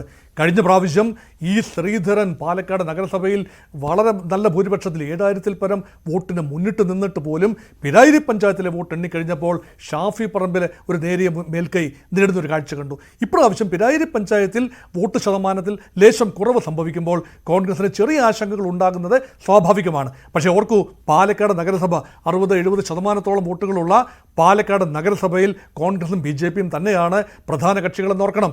അതിന് പുറത്ത് പഞ്ചായത്തുകളിലേക്ക് വരുമ്പോൾ, കണ്ണാടി, പിരായിരി, അതുപോലെ തന്നെ മാത്തൂർ പഞ്ചായത്തുകൾ വരുമ്പോൾ അവിടെ കോൺഗ്രസിനും CPMനും തന്നെയാണ് അവിടെ എഡ്ജുള്ളത്. അപ്പോൾ ഈ 2 കക്ഷികളും തമ്മിൽ മത്സരം വരുമ്പോൾ BJPക്ക് കിട്ടുന്ന നിർണായകമായ മേൽക്കൈ ഒരുപക്ഷെ പാലക്കാട് നഗരസഭ 2 ടേമായി ഭരിക്കുന്ന BJPയാണ്. അവിടെ ലഭിക്കുന്ന മേൽക്കൈയെ മറികടക്കുന്ന രീതിയിൽ കോൺഗ്രസിനോ LDFനോ പഞ്ചായത്തുകളിൽ ലഭിക്കുന്ന ഒരു മുൻതൂക്കം കിട്ടുമോ എന്നതാണ് അവിടെ ചോദ്യം. അതുകൊണ്ട് ഇവിടെ തീർത്തും അപ്രവചനീയമാണ്. അവസാന കണക്കുകൾ 73% എത്തി നിൽക്കുമ്പോൾ കോൺഗ്രസിന് ആശ്വസിക്കാൻ വകയുണ്ട്. കാരണം അവർ ഉദ്ദേശിച്ച ഒരു തരം ശതമാനത്തിലേക്ക് എത്തുന്ന വോട്ട് ഷെയർ. പക്ഷേ അവിടെ വാർഡ് തിരിച്ചുള്ള, അല്ലെങ്കിൽ മേഖല തിരിച്ചുള്ള, ശക്തി കേന്ദ്രങ്ങൾ തിരിച്ചുള്ള കണക്കുകൾ കൂടി വ്യക്തമാണെങ്കിൽ മാത്രമേ ഏതെങ്കിലും ശരിയാണ്. അതായത് പിരായിരി പഞ്ചായത്തിൽ UDFന് വോട്ട് കുറയും, അത് മുസ്ലിം ന്യൂനപക്ഷങ്ങളുടെ വോട്ടുകളിൽ കുറവ് സംഭവിക്കും, അത് LDFിലേക്ക് പോകും എന്നുള്ള വിലയിരുത്തലിന്റെ അടിസ്ഥാനത്തിലാണ് ഇങ്ങനെയൊക്കെ കാര്യങ്ങൾ ഉരുത്തിരിഞ്ഞു വന്നിട്ടുള്ളത്. അവിടെയാണ് K സുരേന്ദ്രൻ ആത്മവിശ്വാസം പറയുന്നത് BJP ജയിക്കും, LDF 2ാം സ്ഥാനത്തേക്ക് പോകും, UDF 3ാമതാകുമെന്ന്. ഡോക്ടർ G ഗോപകുമാർ, താങ്കൾ ഇതിനോട് യോജിക്കുന്നുണ്ടോ? എന്താണ് താങ്കളുടെ ഒരു നിരീക്ഷണം പാലക്കാടിനെ? ഞാനിവിടെ നടന്ന ചർച്ച കാര്യമായിട്ട് ശ്രദ്ധിക്കുകയായിരുന്നു. ഇതിനകത്ത് ഒരഭിപ്രായമുള്ളത്, പിരാഗിരി പഞ്ചായത്തിൽ നമ്മൾ ഉദ്ദേശിക്കുന്ന പോലെ പോളിംഗ് കുറഞ്ഞിട്ടില്ല എന്നാണ് എൻ്റെ കണക്ക്. അത് പൊതുവേ കിട്ടിയിട്ടുള്ള ശതമാന കണക്കിൽ നിന്ന് വളരെ പുറകോട്ട് പോയി, അതുകൊണ്ട് UDFന് അവിടെ വലിയ തിരിച്ചടി ഉണ്ടാകും എന്ന് പറയുന്നതിൽ എത്രത്തോളം വാസ്തവമുണ്ടെന്ന് എനിക്കറിയില്ല. ഏതാണ്ട് തുല്യമായ അതിനടുത്തുള്ള പോളിംഗ് ശതമാനം തന്നെയാണ് അവിടെ വന്നിരിക്കുന്നത്. പക്ഷേ ഒരു കാര്യം ശ്രദ്ധിക്കേണ്ടത്, സന്ദീപ് വാര്യർ പോയതിന് ശേഷം ന്യൂനപക്ഷ സമുദായങ്ങളിൽ, പ്രത്യേകിച്ച് മുസ്ലിം കമ്മ്യൂണിറ്റിയിൽ ആശയക്കുഴപ്പമുണ്ടായി എന്നുള്ളത് വസ്തുതയാണ്. ശരിക്കും സരിൻ പോയതിനേക്കാൾ കൂടുതൽ അത്ഭുതവും ഒരുപക്ഷെ കൺഫ്യൂഷനും UDFനുണ്ടാക്കിയത് സന്ദീപ് വാര്യരുടെ വരവാണ്. അത് മുസ്ലിം കമ്മ്യൂണിറ്റിയിൽ കൺഫ്യൂഷൻ ഉണ്ടാക്കി. അതുതന്നെയാണ് സമസ്ത എടുത്ത തീരുമാനവും പരസ്യങ്ങളെല്ലാം വന്നത്. അതുകൊണ്ട് ഒരു ഭാഗം മുസ്ലിം വോട്ടുകൾ തീർച്ചയായിട്ടും ഇടതുപക്ഷത്തിന് പോയിട്ടുണ്ട്. അത് പറഞ്ഞതുകൊണ്ട് ഇടതുപക്ഷം 2ാം സ്ഥാനത്ത് വരുമെന്ന് ഞാൻ വിശ്വസിക്കുന്നില്ല. ഇടതുപക്ഷം 3ാം സ്ഥാനത്ത് തന്നെയാണ് ഇപ്പോഴും നിൽക്കുന്നത്. പക്ഷേ ഒറ്റ നഗരസഭ, ഈ പാലക്കാട് നഗരസഭയുടെ മാത്രം ബലത്തിലല്ലേ BJPയുടെ വോട്ടുകൾ ഇരിക്കുന്നത്? അതിനപ്പുറം പഞ്ചായത്തുകളിൽ എന്തെങ്കിലും കഴിഞ്ഞതിനേക്കാൾ കൂടുതലായിട്ട് അത്ഭുതം കാട്ടുവാൻ BJPക്ക് കഴിയുമോ? ഇവിടെ പറഞ്ഞത് ശരിയാണ്, മുനിസിപ്പാലിറ്റിയിലുള്ള ലീഡാണ് ഏറ്റവും പ്രധാനം. പക്ഷേ തീർച്ചയായിട്ടും മാത്തൂറിലും കണ്ണാടിയിലും പിരാഗിരി പറ്റുന്നത് പോലെ ഒരു തിരിച്ചടി BJPക്ക് ഉണ്ടാകില്ല. തീരെ മോശമാവില്ല എന്നുള്ളതാണ് ഞാൻ ഈ പറഞ്ഞതിൻ്റെ ഉദ്ദേശം. പക്ഷേ UDFൻ്റെ സ്ട്രോങ് ഹോൾഡായ പിരാഗിരി പഞ്ചായത്തിൽ UDFന് ഇപ്പോഴും മുൻതൂക്കം തന്നെ ഉണ്ട്. അത് വലുതായിട്ട് പോകുന്നില്ല. ഒരു ഭാഗം വോട്ട് ഇടതുപക്ഷത്തിലേക്ക് പോയി. ഇവിടെ ഒരു കാര്യം വ്യക്തമാണ്, സരിൻ കൂടുതൽ വോട്ട് പിടിച്ചാലേ BJPക്ക് ജയം കിട്ടുകയുള്ളൂ. അതിനർത്ഥം സരിൻ 2ാം സ്ഥാനത്ത് വരുമെന്നല്ല. സരിൻ ഇപ്പോഴും 3ാം സ്ഥാനത്ത് തന്നെയാണ്. കാരണം വൈകി വന്ന ആ ഒരു വിവേകം, സ്വതന്ത്ര സ്ഥാനാർത്ഥിയായി വന്നത്, ഇടതുപക്ഷത്തുണ്ടാക്കിയ കൺഫ്യൂഷൻ, ഇതെല്ലാം 23-ാം തീയതിയുള്ള വിധി വരുമ്പോൾ നമുക്ക് വളരെ വ്യക്തമായിട്ടറിയാം ഇടതുപക്ഷത്തിന് അങ്ങനെ പാലക്കാട് ഒരു അത്ഭുതം സൃഷ്ടിക്കാൻ പറ്റില്ല. പക്ഷേ ന്യൂനപക്ഷ വിഭാഗത്തിൽ, പ്രത്യേകിച്ച് മുസ്ലിം കമ്മ്യൂണിറ്റിയിൽ കാര്യമായൊരു ചിന്താക്കുഴപ്പം ഉണ്ടാക്കി. അതിന് ഇടതുപക്ഷത്തിന് അവസരം കൊണ്ട് കൊടുത്തത് UDF തന്നെയാണ്. കാരണം സന്ദീപ് വാര്യരുടെ ചരിത്രം അറിയുന്ന ഒരാൾക്ക്, അദ്ദേഹത്തിൻ്റെ RSS പാസ്റ്റ് അന്നും ഇന്നുമുള്ള ഒരാൾക്ക്, തീർച്ചയായിട്ടും സന്ദീപ് വാര്യർ പറഞ്ഞ കാര്യങ്ങൾ റെക്കോർഡിക്കലായിട്ട് കിടക്കുന്ന സാഹചര്യത്തിൽ ഇതെല്ലാം ഒരു രാത്രി കൊണ്ട് മാറി വരില്ല എന്ന് മനസ്സിലാക്കുന്നത് കൊണ്ട് അതിനോടൊപ്പം സന്ദീപ് വാര്യർ വളരെ പെട്ടെന്ന് മലപ്പുറത്ത് പോയി ഷിഹാബ് തങ്ങളിനെ പോയി കണ്ടത്, ഇതെല്ലാം സാമാന്യ ജനങ്ങളുടെ ഇടയിൽ കൺഫ്യൂഷൻ ഉണ്ടാക്കി, ന്യൂനപക്ഷങ്ങളുടെ ഇടയിലും കൺഫ്യൂഷൻ ഉണ്ടാക്കി. അത് UDFന് കുറച്ച് ദോഷം ചെയ്യും. ഈ ഇതുകൊണ്ട് പ്രവചനീയമല്ല എന്നുള്ളതാണ് നമുക്ക് പറയാൻ പറ്റുന്നത്. പ്രധാന മത്സരം BJP UDF തന്നെയാണ്. എന്തായാലും കഴിഞ്ഞ തവണ 3.5 വർഷം മുമ്പ് നടന്ന തെരഞ്ഞെടുപ്പിൻ്റെ കണ്ടക്സ്റ്റ് പാടെ മാറി. ശ്രീധരൻ്റെ വോട്ട് രാഹുൽ മാങ്കൂട്ടത്തിന് ശ്രീധരൻ്റെ വോട്ട് അതുപോലെ ആവർത്തിച്ച് കൃഷ്ണകുമാറിന് കിട്ടുമോ എന്നുള്ളൊരു ചോദ്യം അവിടെ നിൽക്കുന്നതോടൊപ്പം തന്നെ ഷാഫി പറമ്പലിന് കിട്ടിയ വോട്ട് അതുപോലെ രാഹുൽ മാങ്കൂട്ടത്തിന് കിട്ടുമോ? കണ്ടക്സ്റ്റ് മാറിയില്ലേ? അപ്പം അതുകൊണ്ട് തന്നെ ആ കണക്ക് മറക്കുക. കഴിഞ്ഞ 3.5 വർഷത്തിന് മുമ്പുള്ള രാഷ്ട്രീയം തൽക്കാലം മറന്നേ പറ്റൂ. കാരണം അവിടെ നേരത്തെ ഉണ്ടായിരുന്ന ആ ഒരു ധ്രുവീകരണം ശ്രീധരൻ ജയിക്കുമെന്നും ഒരുപക്ഷേ കേരളത്തിൽ BJP ഭരണമുണ്ടാക്കുമെന്നും വരെ ചർച്ചയും വാദങ്ങളും വിവാദങ്ങളും ഒക്കെ ഉണ്ടാക്കിയപ്പോൾ അതിനെതിരെ തിരിഞ്ഞ ന്യൂനപക്ഷ ക്രോഡീകരണം തീർച്ചയായിട്ടും ഷാഫി പറമ്പലിന് വല്ലാതെ ഗുണം ചെയ്തു. അതുപോലത്തെ ഒരു സാഹചര്യം ഇപ്പോൾ രാഹുൽ മാങ്കൂട്ടത്തിന് ഇല്ല എന്നുള്ളതാണ് ഇപ്പോൾ നമ്മുടെ മുമ്പിൽ ഉണ്ടാക്കുന്ന ഈ വിഷമവൃത്തത്തിൻ്റെ കാരണം. അതുകൊണ്ട് തന്നെയാണ് പാലക്കാട് പ്രവചനീയമല്ലാത്തത്. എന്നാലും നേരിയ മുൻതൂക്കം UDF ഞാൻ ഇപ്പോഴും കാണുന്നു.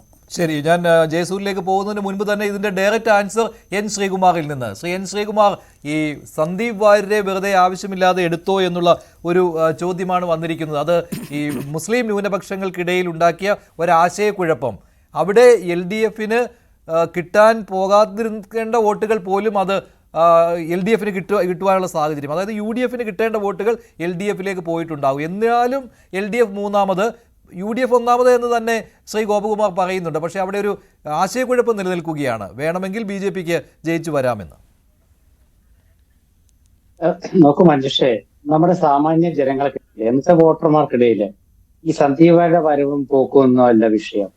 അവരെ സംബന്ധിച്ചിടത്തോളം പരമ്പരാഗതമായ രാഷ്ട്രീയ വിശ്വാസമുണ്ട്.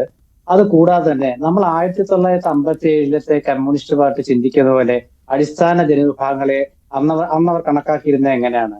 അവർക്ക് വലിയ വിദ്യാഭ്യാസമൊന്നുമില്ല, കമ്മ്യൂണിസ്റ്റ് പാർട്ടി എന്ത് പറയുന്നു അവർക്ക് വോട്ട് ചെയ്യും. അതുപോലെ ഈ 2024 മുസ്ലിം സമുദായത്തെ കുറിച്ച് നമ്മൾ അങ്ങനെ ചിന്തിക്കരുത്. മുസ്ലിം സമുദായത്തിലെ നവോത്ഥാനത്തിന് ശേഷം ഉണ്ടായിട്ടുള്ള മാറ്റം എന്താണ്? നിങ്ങൾ മുസ്ലിം ലീഗിലെ വനിതാ നേതാക്കളുടെ ഒക്കെ കഴിഞ്ഞ കാലങ്ങളിലെ ഒക്കെ അഭിപ്രായങ്ങൾ കണ്ടിട്ടില്ലേ? അപ്പൊ ആ ഒരു ഇതില് സന്ദീപ് വാര്യർ എന്തുകൊണ്ട് കോൺഗ്രസിലേക്ക് വന്നു എന്നൊരു മുസ്ലിം യുവാവോ യുവതിയോ ചിന്തിക്കുന്നത് എങ്ങനെയാണ്? ഒരു വർഗീയ പാർട്ടിയിൽ നിന്ന് ഒരാൾ മതേതര പാർട്ടിയിലേക്ക് വരുന്നത് അവർ കാണുന്നുള്ളൂ. അതൊന്നും അവിടെ ഒരു വിഷയമായിട്ട് ഗോപകുമാർ സാർ കാണുന്നത് ഞാൻ കാണുന്നില്ല. ഒരുപക്ഷെ എന്റെ ഒരു കോൺഗ്രസ് പക്ഷപാതം ഒരു പരിധിവരെ എന്നെ അതിൽ നിന്ന് വിലക്കിയേക്കാം, അങ്ങനെ ഞാൻ കാണുമായിരിക്കും. പക്ഷെ എന്തായാലും നമ്മൾ സാമാന്യ രീതിയിൽ ആലോചിച്ച് നോക്കുമ്പോൾ ഒരു നേതാവിന്റെ മനംമാറ്റം ഒരു വോട്ടെടുപ്പിൽ പ്രതിഫലിക്കില്ല. നിങ്ങൾ നോക്കൂ, ഈ അവസാന കാലത്ത് നമ്മുടെ മുഖ്യമന്ത്രിയുടെ പ്രസംഗങ്ങൾ നോക്കിയേ. അദ്ദേഹം ആർക്ക് വേണ്ടിയാണ് അദ്ദേഹം പ്രസംഗിച്ചത്? അതായത് പാണക്കാട് തങ്ങളെ കയറി അങ്ങ് ആക്രമിച്ചു. അപ്പൊ പാണക്കാട് തങ്ങളെ കയറി ആക്രമിക്കുമ്പോൾ അതിന്റെ അർത്ഥം എന്താണ്? അതായത് ശ്രീ BP മുസ്തഫയുടെ പാർട്ടി തോറ്റാലും കുഴപ്പമില്ല, BJPയോട് ജയിക്കണം. ഇത് വളരെ പെട്ടെന്ന് തന്നെ കോൺഗ്രസുകാർക്ക് മനസ്സിലായല്ലോ. അവിടുത്തെ കോൺഗ്രസിന്റെ പ്രവർത്തകർക്കും ഒരു പരിധിവരെ അവിടുത്തെ രാഷ്ട്രീയ പ്രവർത്തകർക്ക് മനസ്സിലായില്ലേ എന്തിനാണ് പാണക്കാട് തങ്ങളെ വെറുതെ ജമാഅത്തെ ഇസ്ലാമിയായിട്ട് കൂട്ടിക്കെട്ടിയത്? അപ്പൊ ആ മുഖ്യമന്ത്രിയുടെ ആ ഒരു അഭിപ്രായം ആ പാർട്ടിയിൽ ഉണ്ടാക്കിയിട്ടുള്ള ചേരിതിരിവ് നമ്മളെന്താ കാണാത്തത്? ആ പാർട്ടിയിൽ മുസ്ലിംസ് ഉണ്ടല്ലോ, അതെന്താ മനസ്സിലാക്കാത്തത്? ഇപ്പൊ പിരായിരി പഞ്ചായത്തിലെ പോളിംഗ് ശതമാനം ശ്രീ ഗോകുമാർ പറഞ്ഞ പോലെ എനിക്ക് കിട്ടിയ വിവരം അനുസരിച്ചിട്ട് അവിടെ പോളിംഗ് ശതമാനം കുറഞ്ഞിട്ടില്ല. പക്ഷെ കഴിഞ്ഞ ഒരു തവണത്തെക്കാട്ടിലും ഈ ഉച്ച വരെയുള്ള അതായത് 4 മണി വരെയുള്ള പോളിംഗ് വെച്ച് നോക്കുമ്പോൾ ശതമാനം കുറവായിരിക്കും. അങ്ങനെയാണ് അവർ കണക്കാക്കിയെന്ന് തോന്നുന്നു. പക്ഷെ അവിടെ പോളിംഗ് ശതമാനം കുറഞ്ഞാലും ആ കുറഞ്ഞ വോട്ടെല്ലാം കോൺഗ്രസിന്റെ ആണോ? അവിടെ കമ്മ്യൂണിസ്റ്റ് പാർട്ടിയിലത്തെ പ്രവർത്തകരുടെ മടുപ്പ് അവിടെ ഉണ്ടായിക്കൂടെ? അതെന്താ നമ്മൾ മനസ്സിലാക്കാത്തത്? ആ പഞ്ചായത്തിലെ വോട്ടർമാരിലെ എന്തെങ്കിലും പ്രശ്നങ്ങൾ ഉണ്ടെങ്കിൽ എല്ലാ പാർട്ടിയിലും പെട്ടോ കുറേ പോലെയാണ്. ജനങ്ങൾക്ക് ഈ തെരഞ്ഞെടുപ്പിലെ മഞ്ജുഷ ഈ തെരഞ്ഞെടുപ്പിൽ ജനങ്ങളോട് എന്താണ് മുഖ്യമന്ത്രിയും LDFും പറഞ്ഞത്? സർക്കാർ എന്ത് വാഗ്ദാനം അവർക്ക് കൊടുത്തത്? ഈ ദിവസം ഈ വിവാദം ഉണ്ടാക്കുന്നതല്ലാതെ സന്ദീപ് വാര്യർ ആയിരുന്നില്ലേ അവരുടെ അവസാനത്തെ അജണ്ട? പിന്നെ അതിനുശേഷം അവരുടെ അജണ്ട പാണക്കാട് തങ്ങളായിരുന്നില്ലേ? പിന്നെ അവരുടെ അജണ്ട ഒരു പെറ്റിയായിരുന്നില്ലേ? പിന്നെ അവരുടെ അജണ്ട ഒരു സ്പിരിറ്റ് ആയിരുന്നില്ലേ? അവരുടെ ഗവൺമെന്റ് 8 വർഷമായിട്ട് ഇന്നത് ചെയ്തു എന്ന് പറയുകയോ ഒരു ലേഖനം എഴുതാൻ പാർട്ടി പത്രത്തില് പാർട്ടി അനുഭാവികൾക്ക് വേണ്ടി ഞാൻ ഇന്നും പറയുന്നു, ഒരു ലേഖനം എഴുതാൻ ഇന്നലെ വരെ CPMന് പറ്റിയിട്ടില്ല.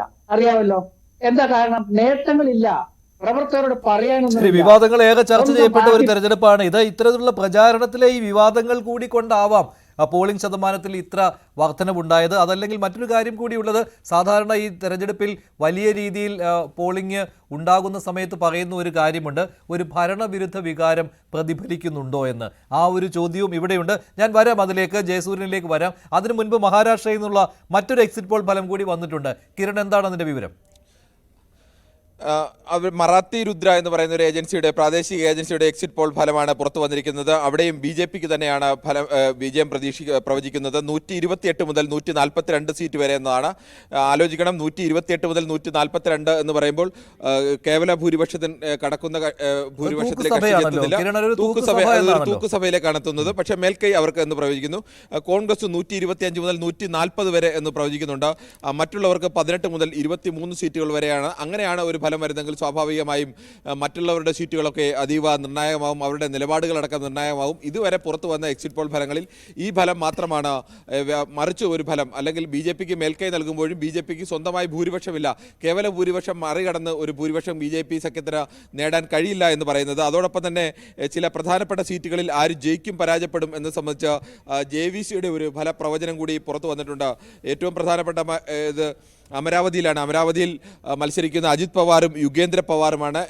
പവാർ കുടുംബത്തിൽ നിന്ന് രണ്ടുപേർ മത്സരിക്കുമ്പോൾ അവിടെ അജിത് പവാർ തന്നെ വിജയിക്കും എന്നാണ് പറയുന്നത്. അജിത് പവാറിന് തന്നെയാണ് വിജയം എന്നും അവർ അവകാശപ്പെടുന്നുണ്ട്. അതോടൊപ്പം തന്നെ മറ്റൊരു പ്രധാനപ്പെട്ട മണ്ഡലമായ മാഹിമിൽ മത്സരിക്കുന്നത് ഈ രണ്ട് മുന്നണികളിൽ നിന്നും വ്യത്യസ്തമായി താക്കറെയുടെ മകൻ ആയിരുന്നു മത്സരിക്കുന്നത്. അമിത് താക്കറെ മത്സരിക്കുന്നതാണ്. MNSന്റെ മഹാരാഷ്ട്ര നവനിർമ്മാൺ സേനയുടെ അമിത് താക്കറെയാണ് മത്സരിക്കുന്നത്. അമിത് താക്കറെ ഈ രണ്ട് സ്ഥാനാർത്ഥികളെ പരാജയപ്പെടുത്തിക്കൊണ്ട് അവിടെ ശിവസേന BJP അമിത് താക്കറെക്ക് പിന്തുണ നൽകിയപ്പോൾ BJPയുടെ സഖ്യകക്ഷിയായ ശിവസേന സദാ സവൻകർ എന്ന് പറയുന്ന അവിടുത്തെ പ്രധാനപ്പെട്ട മുൻ 2 തവണ MLA ആയിട്ടുള്ള ഒരു നേതാവിനെയാണ് മത്സരിപ്പിച്ചത്. അദ്ദേഹം പരാജയപ്പെടുമെന്നും അതോടൊപ്പം തന്നെ ശിവസേന ഉദ്ധവ് താക്കറെ വിഭാഗത്തിൽ നിന്ന് മഹേഷ് സാവന്ത് മത്സരിക്കുമെന്ന് പറഞ്ഞ് ഇവർ രണ്ടുപേരും പരാജയപ്പെടുത്തിക്കൊണ്ട് അവിടെ MNSന്റെ സ്ഥാനാർത്ഥി വിജയിക്കും എന്നുള്ള ഒരു ഫലപ്രവചനം കൂടി വരുന്നുണ്ട്. ഇതുപോലെ ചില പ്രധാനപ്പെട്ട മണ്ഡലങ്ങളിലെ ഫലപ്രവചനങ്ങൾ കൂടി ഇത്തരത്തിൽ ശരിയാണ് കിരൺ. എന്തായാലും ഈ ഏജൻസി മറാത്തി ഏജൻസികൾ, മഹാരാഷ്ട്രയിലെ ഏജൻസികൾ നടത്തുന്ന ഫലങ്ങളിൽ വ്യത്യസ്തമായ ചില കാര്യങ്ങൾ കൂടി സംഭവിക്കുന്നുണ്ട് അല്ലേ സിബി? അതെ, നമ്മളിപ്പോൾ നോക്കുകയാണെങ്കിൽ ബേസിക്കായിട്ട് 2 ഫലങ്ങൾ, അതായത് ആദ്യം വന്ന PMark സർവേയും രണ്ടാമത് വന്ന ഈ മറാഠ ഫലവും മുന്നോട്ട് വെക്കുന്ന ഒരു ആശയം എന്ന് പറയുന്നത് ഒരു തൂക്കുസഭ അല്ലെങ്കിൽ വളരെ ടൈറ്റ് ആയിട്ടുള്ള ഒരു സഭ എന്നുള്ള ഒരു രീതിയിലാണ് ഇപ്പോൾ മുന്നോട്ട് പോകുന്നത്. അപ്പോൾ ഇതിൻ്റെ ഒരു പ്രതിസന്ധി എന്താണെന്ന് വെച്ച് കഴിഞ്ഞാൽ ചെറിയ പാർട്ടികൾക്ക് വലിയൊരു പ്ലേ കൊടുക്കുന്ന ഫലങ്ങളാണ്. കൃത്യമായിട്ടുള്ള വ്യത്യാസങ്ങൾ ഉണ്ടായില്ലെങ്കിൽ, അതായത് ആ പ്ലേ എന്ന് പറയുന്നത് കഴിഞ്ഞ തവണത്തെ പോലെ ഇത്തവണയും മഹായുതി തന്നെയായിരിക്കും അതിൻ്റെ ഒരു തിക്തഫലം അനുഭവിക്കാനുള്ള സാധ്യത. കാരണം വെച്ച് കഴിഞ്ഞാൽ അവിടെ ആടി നിൽക്കുന്ന അജിത് പവാറിനെ പോലെ ഒരാളുണ്ട്. അപ്പോൾ ഈ അജിത് പവാർ എങ്ങനെയാണ് ഈ ഫലങ്ങൾക്ക് ശേഷം പ്രതികരിക്കുക എന്നുള്ളത്, അതായത് മഹാവികാസ് അഘാഡിക്കല്ല കൃത്യമായ ഭൂരിപക്ഷം കിട്ടുന്നതെങ്കിൽ തീർച്ചയായിട്ടും മഹായുതിയിൽ വലിയ ചാഞ്ചാട്ടത്തിലുള്ള സ്കോപ്പുണ്ട്. കാരണം അജിത് പവാറിൻ്റെ ഏറ്റവും വലിയ സ്വപ്നമാണ് മഹാരാഷ്ട്രയുടെ മുഖ്യമന്ത്രി പദം. ഇതിനായിട്ട് പലവട്ടം അജിത് പവാർ ശ്രമിച്ചിട്ടുണ്ട്. അപ്പോൾ അന്നൊന്നും അജിത് പവാറിന് അത് വിജയിക്കാൻ പറ്റിയിട്ടില്ല. ഇപ്പം നിലവിലെ സാഹചര്യത്തിൽ ഈ 2 കക്ഷികൾ ഏറെക്കുറെ അടുത്തടുത്ത സീറ്റുകളിൽ അടുത്തടുത്ത് വരികയും ഒരു പാർട്ടിക്കും വ്യക്തമായ ഭൂരിപക്ഷം കിട്ടാതിരിക്കുകയോ അല്ലെങ്കിൽ BJP സഖ്യത്തിന് നേരിയ ഭൂരിപക്ഷം കിട്ടുകയോ ചെയ്യുന്ന ഒരു സാഹചര്യത്തിൽ അജിത് പവാർ ക്രോസ് ഓവർ ചെയ്ത് മഹാവികാസ് അഘാഡിയുടെ ഭാഗമാവുകയും അദ്ദേഹം മുഖ്യമന്ത്രിയാവുകയും ചെയ്തൊരു സാധ്യത തള്ളിക്കളയാൻ പറ്റില്ല. കാരണം അങ്ങനെ സംഭവിച്ചു കഴിഞ്ഞാൽ കോൺഗ്രസിൽ നിന്നും ശിവസേനയിൽ നിന്ന് ഓരോ ഉപമുഖ്യമന്ത്രിമാരെ വീതം എടുത്തിട്ട് ആ സഖ്യം കെട്ടുറപ്പോടെ മുന്നോട്ട് കൊണ്ടുപോകാനുള്ള ഒരു സാധ്യത കൂടിയുണ്ട്. കാരണം ആദിത്യ താക്കറയെ ഉപമുഖ്യമന്ത്രിയാക്കിക്കൊണ്ടുള്ള ഒരു പ്രപ്പോസൽ തീർച്ചയായിട്ടും ശിവസേന അംഗീകരിക്കാനുള്ള സാധ്യത വളരെ കൂടുതലാണ്, പ്രത്യേകിച്ചും ഉദ്ധവ് താക്കറെയ്ക്ക് ആരോഗ്യ പ്രശ്നങ്ങളുള്ള സാഹചര്യത്തിൽ. എന്തായാലും 23-ന് ശേഷമായിരിക്കും യഥാർത്ഥത്തിൽ എന്താണ് സംഭവിക്കാൻ പോകുന്നത് എന്നതിൽ ഒരു വ്യക്തമായ ധാരണ ഉണ്ടാവുകയുള്ളൂ. ഏതെങ്കിലും സഖ്യം അധികാരത്തിൽ എത്തുന്നതിന് ആവശ്യമായ കേവല ഭൂരിപക്ഷം നേടിയാൽ പോലും അല്ലേ അത് അധികാരം തുടർന്നു കൊണ്ടുപോകുവാൻ കഴിയുമോ, അതേ സഖ്യം അതേ രീതിയിൽ എന്നുള്ള ചോദ്യമാണ് മഹാരാഷ്ട്രയിൽ നിന്ന് പ്രധാനമായി വരുന്നത്. ശ്രീ എസ് ജയസൂര്യൻ, എന്തായാലും മഹാരാഷ്ട്രയിലും ജാർഖണ്ഡിലുമൊക്കെ BJPക്ക് ആശ്വസിക്കുവാനുള്ള വകയുണ്ട്. പക്ഷേ പാലക്കാട് നഗരസഭയിലെ വോട്ട് മാത്രം വെച്ചുകൊണ്ട് എങ്ങനെ ജയിച്ചു കയറാൻ പറ്റും? കഴിഞ്ഞ തവണ ശരിയാണ്, ഏറ്റവും കൂടുതൽ വോട്ടുകൾ പാലക്കാട് നഗരസഭയിൽ നിന്ന് കിട്ടി. പക്ഷേ അതുപോലും ജയത്തിലേക്ക് എത്തുവാൻ ഗുണകരമായി മാറിയില്ലല്ലോ. അതേ രീതിയിൽ തന്നെയല്ലേ 3 പഞ്ചായത്തുകളും ഇപ്പോഴും ചിന്തിക്കുക. അവിടെ LDFും UDFും തമ്മിലാണ് മത്സരം നടന്നത്. നമ്മളിപ്പോൾ ഈ കണക്കുകൾ നോക്കുമ്പോൾ ശ്രീകുമാർ പറഞ്ഞ ഒരു കാര്യമുണ്ട്, ഈ ശ്രീധരൻ വന്നതുകൊണ്ടല്ലേ അത്രയും വോട്ട് കിട്ടിയത് എന്ന്. അത് ഈ ശ്രീധരൻ വന്നതിൻ്റെതായിട്ടുള്ള വോട്ടുകൾ കിട്ടിയിട്ടുണ്ടെന്നുള്ളത് സത്യമാണ്. എന്നാൽ നമ്മൾ നോക്കണം, സംസ്ഥാന അടിസ്ഥാനത്തിൽ BJP മുന്നണിക്ക് വോട്ടുകൾ വർദ്ധിച്ചത് പാലക്കാട് മാത്രമുള്ള ഈ ശ്രീധരന്റെ പ്രഭാവമല്ല, സംസ്ഥാന അടിസ്ഥാനത്തിൽ. കഴിഞ്ഞ തവണ നമുക്ക് ലോക്സഭയിൽ നമുക്കറിയാമല്ലോ 20% വോട്ടിനടുത്തെത്തുകയും 19 ഒന്നാം സ്ഥാനത്ത് 30 സ്ഥാനത്ത് രണ്ടാം സ്ഥാനത്ത് BJP കുതിച്ചു കയറി വന്നത് കേവലം ഒരു ഈ ശ്രീധരൻ കൊണ്ട് മാത്രമല്ല. അപ്പൊ അതുകൊണ്ട് ഈ ശ്രീധരന്റെ വോട്ടും അദ്ദേഹത്തിന്റെ സംഭാവനയും വലുത് തന്നെയാണ് എന്നിരിക്കെ അവിടെ BJP ക്രമാനുഗതമായി മുന്നോട്ട് വന്നുകൊണ്ടിരിക്കുകയാണ്. ഇപ്പൊ കോൺഗ്രസിന്റെ അല്ലെങ്കിൽ UDFന്റെ ശക്തി കേന്ദ്രങ്ങൾ എന്ന് പറയുന്ന പിരായിരി പഞ്ചായത്ത്, മാത്തൂർ പഞ്ചായത്ത്, കണ്ണാടി പഞ്ചായത്ത്, ഈ പഞ്ചായത്തുകളിലൊക്കെ BJPയുടെ നല്ല മുന്നേറ്റം ഉണ്ടായിട്ടുണ്ട്. കാരണം അവിടെ വലിയ പ്രശ്നങ്ങളുണ്ട്, കാർഷിക പ്രശ്നങ്ങൾ, നെൽകർഷകരുടെ പ്രശ്നങ്ങൾ, ഇങ്ങനെയൊക്കെയുള്ള ഗ്രാമീണ മേഖലകളിൽ ദുർബലമായിരുന്ന BJP ഇപ്പോൾ ശക്തമായ സാന്നിധ്യം ഉറപ്പിച്ചു കഴിഞ്ഞിട്ടുണ്ട്. എന്ന് മാത്രമല്ല, ഞങ്ങൾക്ക് ജയിക്കേണ്ട ഒരു മണ്ഡലം എന്നുള്ള നിലയിൽ നിതാന്ത ജാഗ്രതയോടുകൂടി നിരന്തരമായി ഗ്രാസ് റൂട്ട് ലെവലിൽ, ബൂത്ത് ലെവലിൽ BJP അവിടെ പണിയെടുക്കുന്നുണ്ട്. അത് എല്ലാം അനുകൂലമായിട്ടുള്ള ഘടകമായി അടിസ്ഥാനപരമായി അവിടെ ഉള്ളപ്പോഴാണ് ഈ പറഞ്ഞ രണ്ട് കാര്യങ്ങൾ ഇപ്പോൾ അവിടെ സംഭവിച്ചിരിക്കുന്നത്. അതായത് സരിൻ പോയതും അതുപോലെ തന്നെ സന്ദീപ് വാര്യർ വന്നതും UDFന് വിനയായി കഴിഞ്ഞത്. അപ്പോൾ അതിന്റെ അടിസ്ഥാനത്തിൽ നോക്കുമ്പോൾ UDF പാടെ തകർന്നിരിക്കുകയാണ്, അടിസ്ഥാനപരമായി തകർന്നിരിക്കുകയാണ്. പിന്നെ സംഘടിത മുസ്ലിം വോട്ടിന്റെ പിൻബലത്തിൽ മാത്രമാണ് UDF പാലക്കാട് തലയുയർത്തി നിന്നത്. ഇപ്പോൾ ആ സംഘടിത മുസ്ലിം വോട്ട് കൃത്യമായും ഭിന്നിച്ചു പോയിട്ടുണ്ടെന്നതിൽ ഒരു സംശയവുമില്ല. അല്ലെങ്കിൽ ഇതായിരിക്കില്ലായിരുന്നു തെരഞ്ഞെടുപ്പിന്റെ ചിത്രം. അപ്പോൾ UDF എങ്ങനെയാണോ രാഷ്ട്രീയം കെട്ടിപ്പടുത്തത്, അതിന്റെ അടിത്തറ തന്നെ തകർന്ന ഒരു തെരഞ്ഞെടുപ്പ് ഫലമായിരിക്കും വരാൻ പോകുന്നത്. UDFന് അനുകൂലമായ സാഹചര്യത്തെ അനുകൂലമായിട്ട് ഉപയോഗിക്കാൻ സാധിച്ചില്ല. അതിന്റെ സുപ്രധാനമായ ഒരു കാരണം ഈ പറഞ്ഞത് തന്നെയാണ്. ഈ ഇലക്ഷനുമായി ബന്ധപ്പെട്ട് യാദൃശ്ചികമായിട്ടാണെങ്കിൽ പോലും വിഷയം വന്നപ്പോൾ കോൺഗ്രസ് എന്ന് പറയുന്ന പാർട്ടി ലീഗിന്റെ കീഴിലുള്ള ഒരു ഘടകകക്ഷി എന്നുള്ള നിലയിൽ തരം താണു പോയിരിക്കുന്നു എന്നുള്ളത് ജനങ്ങൾക്ക് മനസ്സിലായി. അതായത് കോൺഗ്രസിന്റെ പ്രസക്തി നഷ്ടപ്പെടുകയും ലീഗ് കോൺഗ്രസിന് മേൽ ആധിപത്യം സ്ഥാപിക്കുകയും ചെയ്ത ഒരു അന്തരീക്ഷത്തിലാണ് ഈ തെരഞ്ഞെടുപ്പ് നടന്നത്. വഖഫ് വന്നപ്പോൾ അത് വളരെ വ്യക്തവുമാണ്. അതുകൊണ്ട് തന്നെ കോൺഗ്രസിന്റെ ഉള്ളിൽ വലിയ ശൈഥില്യം ഉണ്ടായിട്ടുണ്ട്, ആശയക്കുഴപ്പമുണ്ടായിട്ടുണ്ട്. പരമ്പരാഗതമായി കോൺഗ്രസിന് വോട്ട് ചെയ്തിരുന്ന ആൾക്കാർ രണ്ട് കാര്യങ്ങൾ ചെയ്തിട്ടുണ്ട്. ഒന്ന്, അവർ പലപ്പോഴും വോട്ട് ചെയ്യാൻ പോയിട്ടില്ല എന്നുള്ളതും, ചെറുപ്പക്കാരായിട്ടുള്ളവർ കോൺഗ്രസ് വിട്ടു വോട്ട് ചെയ്തു എന്നുള്ളതും, പരമ്പരാഗതമായ മുസ്ലിം വോട്ട് ബാങ്ക് കോൺഗ്രസിനെ പൂർണ്ണമായി പിന്തുണച്ചിട്ടില്ല എന്നുള്ളതും കൂടെ കണക്കിലെടുക്കുമ്പോൾ ഒരു സംശയവും വേണ്ട, ഏറ്റവും വലിയ തകർച്ച സംഭവിക്കാൻ പോകുന്നത് UDFനായിരിക്കും, കോൺഗ്രസിനായിരിക്കും. അതിന്റെ കണക്കുകൾ വെച്ചുകൊണ്ടാണ് BJPയുടെ സംസ്ഥാന അധ്യക്ഷൻ വ്യക്തമായി പറഞ്ഞത് കോൺഗ്രസ് 3-ാം സ്ഥാനത്ത് പോവുക തന്നെ ചെയ്യും എന്ന്. ശരി, ശ്രീ VPP മുസ്തഫ, കഴിഞ്ഞ തവണ സംഭവിച്ചത് എന്താണെന്നുള്ള കാര്യം എല്ലാവർക്കും അറിയാമായിരുന്നു. ഇത്തവണ ഉപതെരഞ്ഞെടുപ്പ് നടന്ന സമയത്ത് അത് CPMന്റെ നേതാക്കളും തുറന്നു പറഞ്ഞു, UDFന്റെ നേതാക്കളും തുറന്നു പറയുകയുണ്ടായി. അവിടെ BJP ജയിക്കരുത്, ഈ ശ്രീധരൻ ജയിക്കരുത് എന്ന് മുൻകൂട്ടി ഉറപ്പിച്ചുകൊണ്ട് LDFന് കിട്ടേണ്ട കുറേയേറെ വോട്ടുകൾ, അത് പ്രത്യേകിച്ച് കണ്ണാടി പഞ്ചായത്തിലായിരുന്നു, അത് UDFന് നൽകി എന്നുള്ളത്. അതിനെ മതേതര വോട്ടുകൾ എന്നാണല്ലോ പറയുന്നത്. പക്ഷേ അത് ഇത്തവണ സംഭവിച്ചിട്ടുണ്ടാവുമോ ഇല്ലയോ? അങ്ങനെ ഒരു വോട്ടുകളുടെ ഏകീകരണം വന്നുകൊണ്ട് BJP ജയിക്കരുത് എന്ന് ആലോചിച്ചുറപ്പിച്ച് ഒരേ സൈഡിലേക്ക് കൊടുക്കുക, അങ്ങനെയാണെങ്കിൽ അത് ഇത്തവണയും UDFന് തന്നെ ആയിരിക്കുമല്ലോ.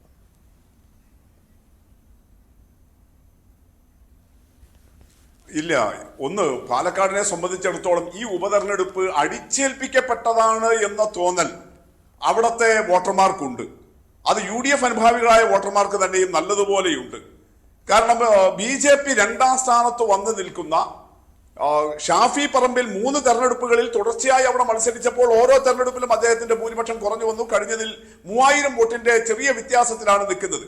അങ്ങനെ BJPയും UDFും നെക്കാൻ നെക്കിൽ നിൽക്കുന്ന ഒരു മണ്ഡലത്തിൽ നിന്ന് അദ്ദേഹത്തെ എടുത്തുകൊണ്ടുപോയി വടകരയിൽ മത്സരിപ്പിക്കുകയും അവിടുത്തെ സിറ്റിംഗ് MPയെ തൃശ്ശൂരിൽ കൊണ്ടുപോയി തോൽപ്പിക്കുകയൊക്കെ ചെയ്തതിന്റെ പിന്നിൽ കോൺഗ്രസിനകത്തുണ്ടായിട്ടുള്ള രാഷ്ട്രീയ കളികൾ, അത് BJPയുമായിട്ട് VD സതീശന്റെ നേതൃത്വത്തിലുള്ള പുതിയ കോൺഗ്രസ് നേതൃത്വം, കേരളത്തിലെ കോൺഗ്രസിൽ രൂപപ്പെട്ടു വന്ന പുതിയ അധികാര ഗ്രൂപ്പ്, അവരുടെ BJPയുമായിട്ടുള്ള കച്ചവടം, ഇത് മൂലമാണ് ഈ ഉപതെരഞ്ഞെടുപ്പ് അടിച്ചേൽപ്പിക്കപ്പെട്ടതാണ്.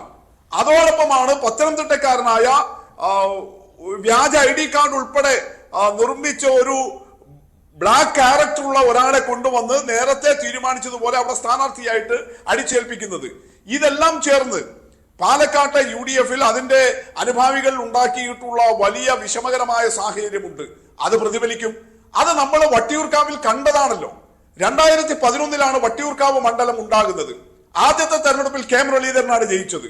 2016 കേരളത്തിൽ LDF തരംഗമുണ്ടായി. പിണറായി വിജയൻ അധികാരത്തിൽ വന്നപ്പോഴും വട്ടിയൂർക്കാവ് കെ മുരളീധരൻ നിലനിർത്തി. 2019 ലോക്സഭാ തെരഞ്ഞെടുപ്പിൽ അദ്ദേഹത്തെ വടകരയിലേക്ക് കൊണ്ടുപോയി.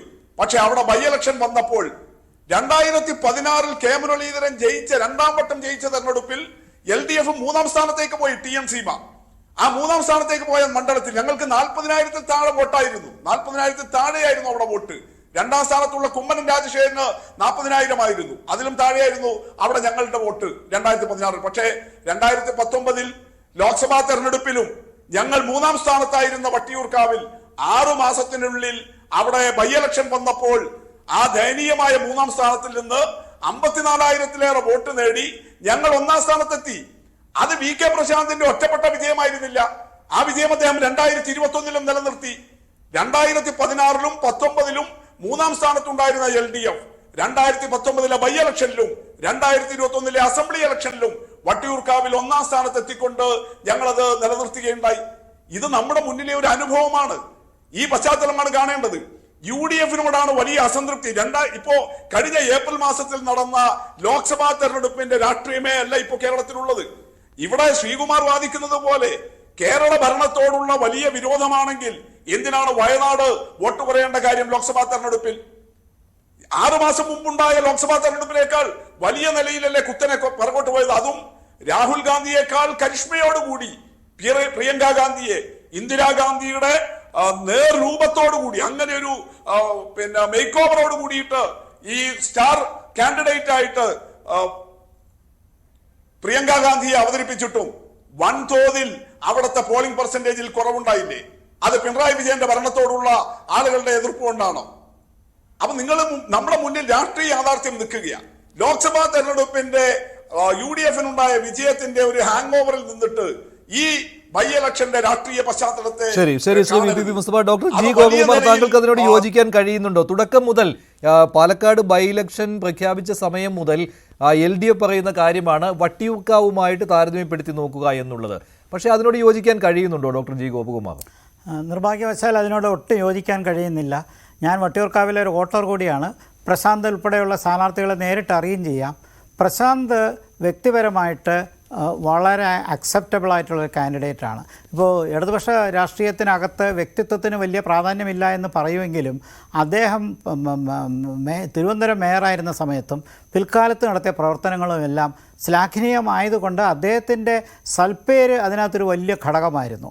അതാണ് പ്രശാന്ത് വട്ടിയൂർക്കാവ് മുരളീധരൻ ഉപേക്ഷിച്ച് പോയപ്പോൾ നേടിയ വൻ വിജയം. മുരളീധരൻ അവിടെ വിട്ടുപോയത് മുരളീധരൻ്റെ രാഷ്ട്രീയ ജീവിതത്തിലുണ്ടാക്കിയ മറ്റൊരു വലിയൊരു തിരിച്ചടിയും അബദ്ധമാണെന്ന് അദ്ദേഹത്തിന് പിന്നീട് മനസ്സിലായി കാണും. പക്ഷേ പ്രശാന്ത് വളരെ നന്നായിട്ട് ആ മണ്ഡലത്തെ ഇപ്പോഴും നന്നായിട്ട് നഴ്സ് ചെയ്യുന്നതുകൊണ്ട് അദ്ദേഹത്തിൻ്റെ ആ മണ്ഡലത്തിലുള്ള ജനകീയത തുടർന്നുമുണ്ടായി. അതുകൊണ്ട് ഉപതെരഞ്ഞെടുപ്പിലും വിജയിച്ചു, അതിനുശേഷമുള്ള കഴിഞ്ഞ അസംബ്ലി തെരഞ്ഞെടുപ്പിലും വിജയിച്ചു. മാത്രമല്ല പ്രശാന്ത് നേരിട്ടുള്ളൊരു പാർട്ടിക്കാരനാണ്. സരിൻ അങ്ങനെയല്ല, തലേ ദിവസം കോൺഗ്രസിൽ നിന്ന് വന്നാണ്. സരിൻ വാസ്തവത്തിൽ ഇടതുപക്ഷത്തിന് ഞാൻ പറയുന്നത് വിഷമമുണ്ടെങ്കിൽ ക്ഷമിക്കുക, ഒരു ലയബിലിറ്റി ആയിട്ട് ഈ ഇലക്ഷൻ്റെ റിസൾട്ട് വരുമ്പോൾ മനസ്സിലാവും. മറിച്ച് നിങ്ങൾ ഉദ്ദേശിക്കുന്ന പോലെ സരിന് വോട്ട് വർദ്ധിക്കുമെന്ന് ഒരു സംശയം, ഒരൊറ്റ സംശയം പറഞ്ഞോളൂ, ചോദിച്ചോളൂ മുസ്തഫ. അത് 2019 ലോക്സഭാ തെരഞ്ഞെടുപ്പിൽ അന്നും ഇടതുപക്ഷം ഒരൊറ്റ സീറ്റ് മാത്രമാണ് ഉണ്ടായിരുന്നത്, ആലപ്പുഴ മാത്രം. പക്ഷെ ബൈ ഇലക്ഷൻ 6 മണ്ഡലത്തിലായിരുന്നു അത്തവണ. 6 മണ്ഡലത്തിൽ 5 UDF-ന്റെ സിറ്റിംഗ് മണ്ഡലമായിരുന്നു, വട്ടിയൂർക്കാവ് ഉൾപ്പെടെ. അവിടെയെല്ലാം ഇടതുപക്ഷമാണ് ജയിച്ചത്. ഒരു വട്ടിയൂർക്കാവിൽ മാത്രമല്ല അന്ന് ജയിച്ചത്. UDF-ന്റെ 3 സിറ്റിംഗ് മണ്ഡലങ്ങളാണ് 6 മാസം മുമ്പ് നടന്ന 2019 ഏപ്രിലിൽ നടന്ന ലോക്സഭാ ഇലക്ഷനിൽ നിലംപറ്റിപ്പോയ ഇടതുപക്ഷം. അന്നും പിണറായി വിജയന്റെ ഭരണമാണ്, സംസ്ഥാന ഭരണമാണ്. നിയമസഭാ ഇലക്ഷൻ വന്നപ്പോൾ UDF-ന്റെ 3 സിറ്റിംഗ് മണ്ഡലങ്ങളിൽ കൂടിയാണ് ജയിച്ചത്. തീർച്ചയായിട്ടും യാതൊരു സംശയവുമില്ല. അസംബ്ലി തെരഞ്ഞെടുപ്പിൽ ഇടതുപക്ഷത്തിന് ഉണ്ടാക്കാൻ പറ്റിയ മുന്നേറ്റം അത് വളരെ വ്യക്തമാണ്. പാർലമെൻറ്റ് തെരഞ്ഞെടുപ്പിൽ UDF-നുണ്ടാകുന്ന മുന്നേറ്റവും വ്യക്തമാണ്. ഇത് രണ്ടിൻ്റെ പാറ്റേൺ ഡിഫറൻ്റാണ്, അതിനെക്കുറിച്ചൊന്നും തർക്കമില്ല, അത് വളരെ വ്യക്തമാണ്. ഈ കഴിഞ്ഞ ലോക്സഭാ തെരഞ്ഞെടുപ്പിൽ UDF-നുണ്ടായ അഡ്വാൻറ്റേജ് വളരെ വ്യക്തമാണെന്ന് നമ്മളൊക്കെ മുൻകൂട്ടി കണ്ടതുമാണ്. അതിൻ്റെ പ്രധാന കാരണം ഇടതുപക്ഷത്തിന് കേന്ദ്രത്തിൽ കാര്യമായിട്ട് രാഷ്ട്രീയത്തിലൊന്നും ചെയ്യാനില്ല എന്നുള്ളത് കൊണ്ടും മോദി വിരുദ്ധ രാഷ്ട്രീയത്തിൻ്റെ ഏറ്റവും വലിയ ശക്തമായ കേന്ദ്രം UDF ആണെന്നുള്ളത് കൊണ്ടും ന്യൂനപക്ഷ ക്രോഡീകരണം, പ്രത്യേകിച്ച് മുസ്ലിം വിഭാഗത്തിൻ്റെ പിന്തുണ UDF കിട്ടുന്നതും കൊണ്ടാണ്. അതുകൊണ്ട് ഈ ലോക്സഭാ അസംബ്ലി രണ്ടായിട്ട് തന്നെ ഞാൻ കാണണം. അങ്ങനെ കാണുമ്പോൾ ഈ അസംബ്ലി തെരഞ്ഞെടുപ്പിലുണ്ടാകുന്ന പശ്ചാത്തലത്തിൽ പ്രശാന്ത് അവിടെ കൊണ്ടുവന്ന ഒരു മുന്നേറ്റം, അതിനോടൊപ്പം മറ്റ് അസംബ്ലി നിയമമണ്ഡലങ്ങൾ പിടിച്ചടക്കിയ വസ്തുതയുണ്ട്. പക്ഷേ പ്രശാന്തിന് വട്ടിയൂർക്കാവിലുള്ള ജനകീയതയും സരിന് പാലക്കാടുള്ള ജനകീയതയും തമ്മിൽ താരതമ്യമില്ല എന്നാണ് ഞാൻ പറയുന്നത്. പ്രശാന്ത് പാർട്ടിക്കാരനാണ്, സരിൻ പാർട്ടിക്കാരനല്ല. CPM കേഡേഴ്സിൽ തന്നെ സരിൻ്റെ സ്ഥാനാർത്ഥിത്വത്തെക്കുറിച്ച് അഭിപ്രായ വ്യത്യാസമുണ്ട്. അതുകൊണ്ട് തന്നെ CPM കേഡേഴ്സിനകത്ത് കൺഫ്യൂഷൻ ഉണ്ടാക്കിയിട്ടുണ്ട്. അതുകൊണ്ട് തന്നെയാണ് സരിൻ മുന്നോട്ട് വരാൻ സാധ്യതയില്ല എന്ന് കാണുന്നത്. ശരി, നന്ദി ഡോക്ടർ G. ഗോപകുമാർ.